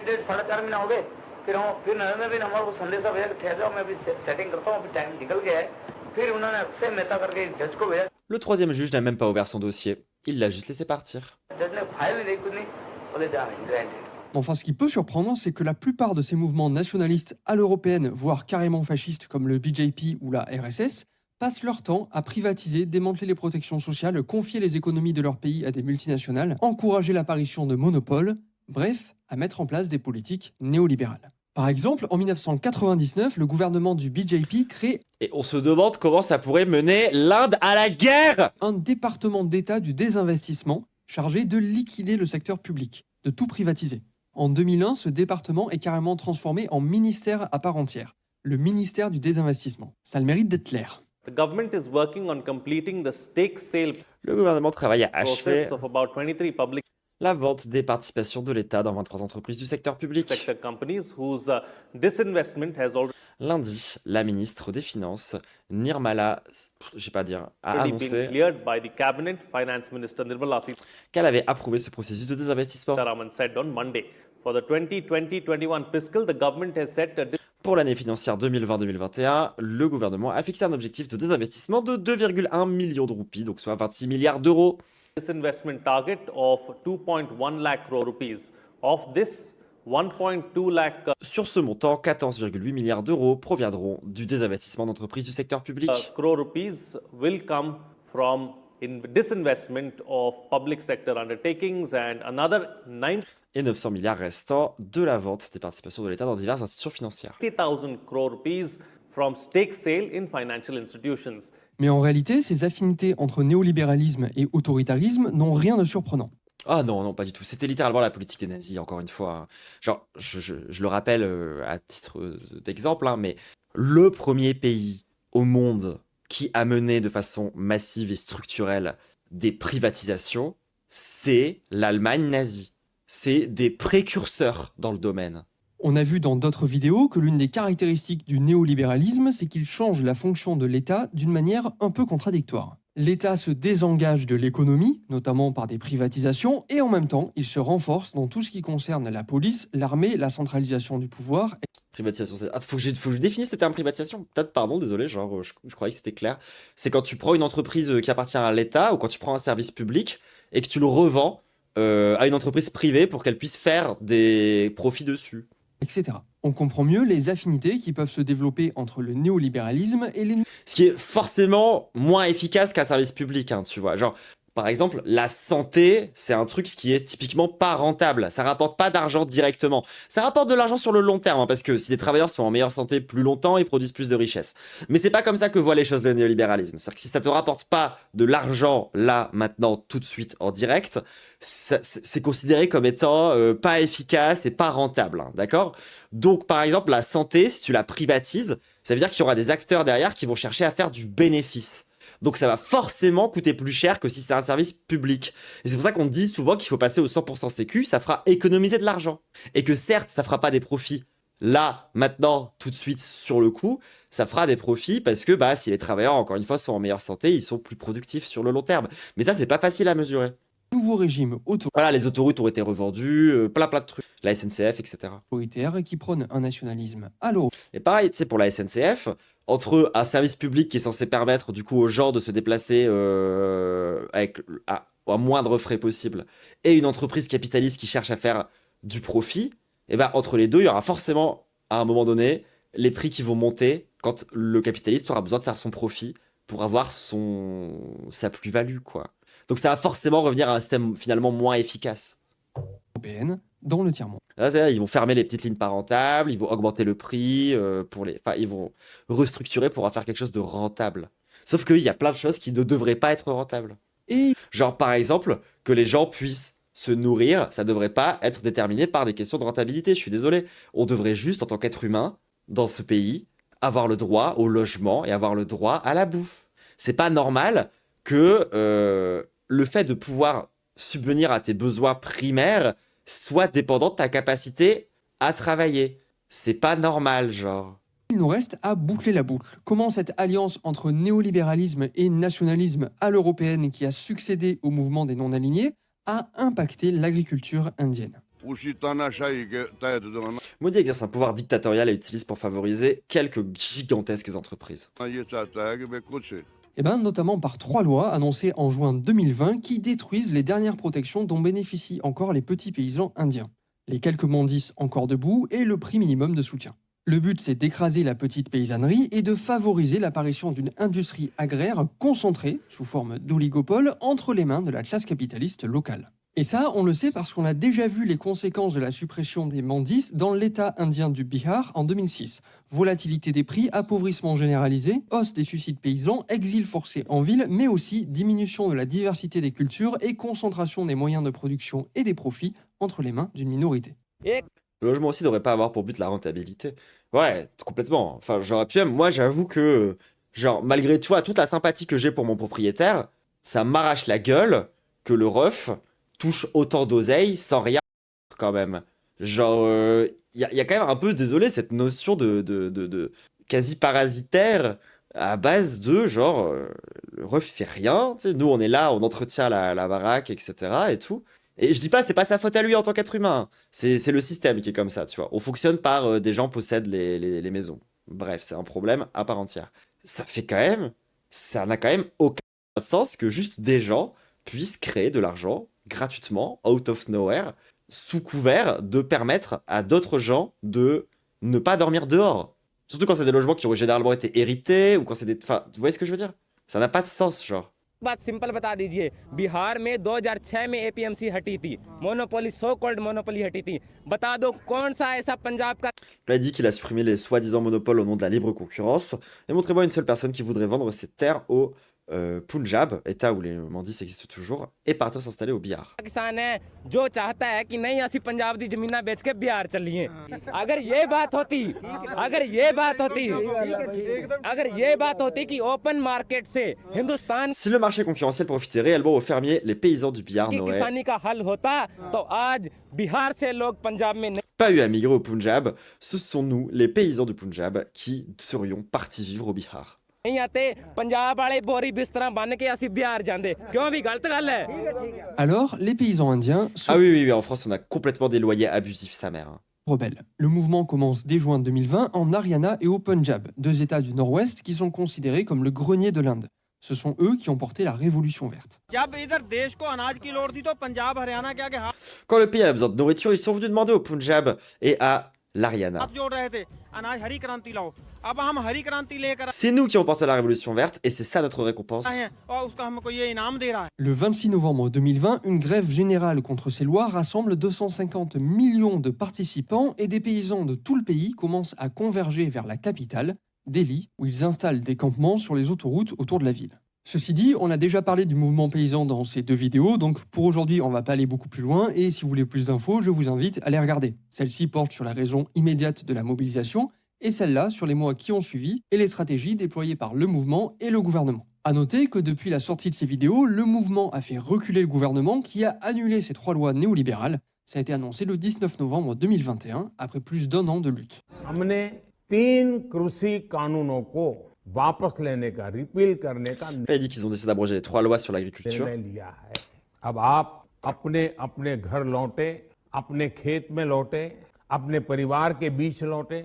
Mais on a vu que ces 3 lois s'inscrivent en réalité dans un grand tournant néolibéral qui débute dans les années 70-80 et qui Pourquoi la vidéo est en 144p? Parce que j'ai pas le choix. S'inscrit lui-même dans un mouvement international qui s'étend sur au moins un siècle. C'est celui de la décolonisation et de l'émergence du tiers-monde. Donc la victoire des paysans indiens, aussi importante et enthousiasmante qu'elle puisse être, doit quand même être relativisée ou peut-être être perçue comme une pause plutôt que comme une défaite du néolibéralisme en Inde. Et d'ailleurs, le gouvernement de Narendra Modi commence déjà à préparer le terrain médiatique pour réintroduire ces lois.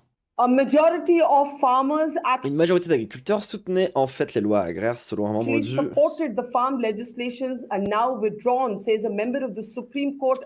panel de réflexion sur les manifestations paysannes nommé par la Cour suprême.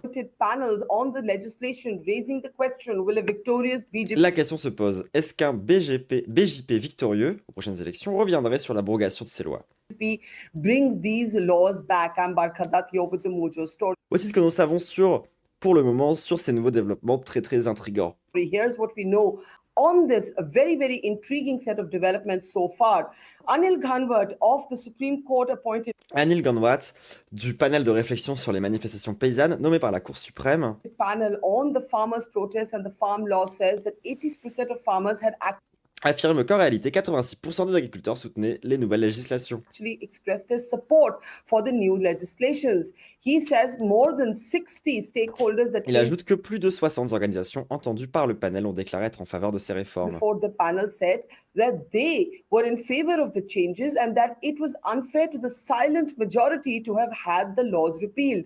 Remember that the report of the panel Rappelons que le rapport du panel se trouvait dans une enveloppe scellée et que M. Anil Gawat a décidé de le rendre public. was lying in a sealed envelope and Mr. Ghanwat decided to go public with it. The farmers' unions are saying that Le things syndicat d'agriculteurs affirme que les choses ne sont pas si simples et souligne que 40 des are organisations not so simple. In fact, pointing out that 40 groups that were at the helm of the qui étaient à la tête des manifestations n'ont même pas été entendues par le panel. protest did not even appear before the panel. On a vu que dans beaucoup de pays anciennement colonisés, les mouvements de libération nationale reposaient sur un nationalisme internationaliste très différent du nationalisme à l'européenne et qui leur a permis de trouver une unité dans la diversité.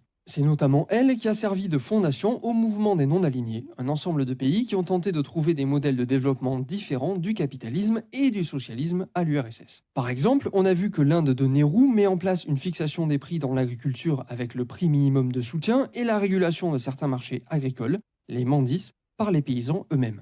Mais ces modèles de développement alternatifs développent l'industrie sans s'attaquer pour autant à la structure sociale de ces pays. On en a vu un exemple avec l'industrialisation par substitution aux importations. Ça a pour conséquence de faire apparaître une classe capitaliste locale qui devient de plus en plus ambitieuse à mesure que s'éloigne le souvenir des luttes pour l'indépendance. Dans les années 70, gigantesque crise mondiale et la théorie économique dominante, le keynésianisme qui prônait une régulation du capitalisme par l'État, se retrouve disqualifié. Ce qui le remplace, ce sont des théories néolibérales selon lesquelles l'État Qui sont encore plus connes. ne doit surtout pas s'opposer aux tendances naturelles du capitalisme. Ce nouveau modèle va être diffusé par les organisations internationales comme le FMI et la Banque mondiale, et le mouvement des non-alignés va se diviser en deux camps. Ceux Et d'ailleurs, tout ça mène précisément à la guerre, et ce sera ma conclusion à moi. qui veulent s'y rallier et ceux qui considèrent que ce tournant néolibéral perpétue l'exploitation coloniale par-delà les indépendances, ce qu'on appelle le néocolonialisme. En 1983, la faction qui veut se rallier au néolibéralisme l'emporte et l'Inde en est à l'avant-garde avec Indira Gandhi, son fils Rajiv et leur parti, le Congress. C'est donc au début des années 80 qu'on peut considérer que le mouvement des non-alignés est mort. Et c'est à partir de là que le nationalisme internationaliste sur lequel ces pays s'appuyaient pourrit de l'intérieur. Il perd ses fondations, son projet d'émancipation et son caractère internationaliste, et les remplace par une base raciale, religieuse, etc. C'est là qu'on voit fleurir un peu partout dans le tiers-monde des mouvements nationalistes à l'européenne. En Inde, un mouvement Qu'est-ce qui ne mène pas à la guerre en soi? Le socialisme. ouvertement fasciste est au pouvoir depuis 2014 et forcé de constater qu'il s'inscrit dans la plus pure tradition néolibérale. L'une des réformes qu'il entreprend, c'est la destruction des dernières protections. Genre vraiment, enfin, pour moi justement, toute la grande conclusion que je veux amener à la fin de ce truc-là, c'est que les intentions guerrières naissent avant tout de dispositions économiques et d'une certaine forme d'organisation sociale qui fait que du coup tu ne restes plus aligné concrètement parce que du coup tu t'alignes sur des intérêts capitalistes. Et c'est ça que je veux dire aujourd'hui par rapport au pacifisme. Sociale héritée du modèle de développement alternatif promu par Nehru, c'est-à-dire les mandis et le prix minimum de soutien. Et voilà comment l'histoire longue et internationale de la décolonisation et du mouvement des non-alignés a façonné pendant des décennies l'agriculture indienne et a donné naissance l'année dernière au plus grand mouvement social de l'histoire de l'humanité.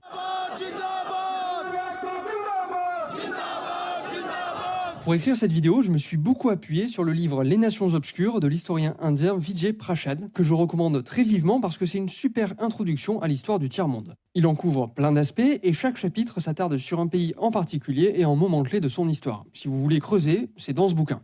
Et si vous voulez partager la vidéo et vous abonner, c'est cool aussi. J'ai fini la vidéo. Ok, c'est fini et c'était super. Donc, qu'est-ce que ça nous apprend concrètement cette histoire? C'est que pour faire du pacifisme, il suffit pas de dire « je suis dans aucun des deux camps ». Ça, c'est un peu le truc de base, c'est-à-dire de juste se contenter d'être non-aligné et se définir uniquement par la négation d'un alignement international sur des puissances impérialistes. Ça suffit pas complètement. Ça suffit pas de juste dire « je suis neutre » et puis basta. En fait, il faut aussi avoir une colonne idéologique sur justement l'organisation sociale des moyens de production parce qu'en fait, c'est là aussi où vont intervenir les dynamiques internationales, comme celles qu'on a pu observer durant tout le documentaire, à travers le néolibéralisme. Nous, en France, on n'est pas un pays non aligné et on n'est pas non plus un pays du tiers-monde. Loin de là, au contraire. Nous, on fait partie plutôt des puissances impérialistes sur le déclin, comme pas mal d'autres finalement. Mais ce que ça nous apprend concrètement aussi, c'est que c'est par la colonisation qu'on a fini par, et par la post-colonisation, et par les politiques néolibérales, qu'on a fini par s'isoler aussi du reste du monde pour ne rester qu'entre puissances occidentales à essayer de dominer les autres, et qu'aujourd'hui cet ordre est remis en question précisément par la chute de l'Empire américain qui donc tente de rejouer ses billes ou de recomposer les alliances internationales. Et donc, nous, ce qu'il faut qu'on se pense aujourd'hui, ce n'est plus comme un bloc occidental qui tente de défendre des notions abstraites comme la démocratie libérale ou le néolibéralisme ou des valeurs soi-disant profondément occidentales, pour pas dire blanches, et qu'on devrait plutôt tenter de recomposer un ordre international où on cherche des alliés ailleurs que dans nos alliés historiques, que sont par exemple, je sais pas, au hasard, les putains d'États-Unis nazis de Donald Trump, qui de toute façon sont déjà en ce moment en train de se retourner contre nous, sous couvert de dire, en fait, on se retourne pas contre vous si jamais vous laissez passer l'extrême droite, clin d'œil, clin d'œil, clin d'œil, clin d'œil.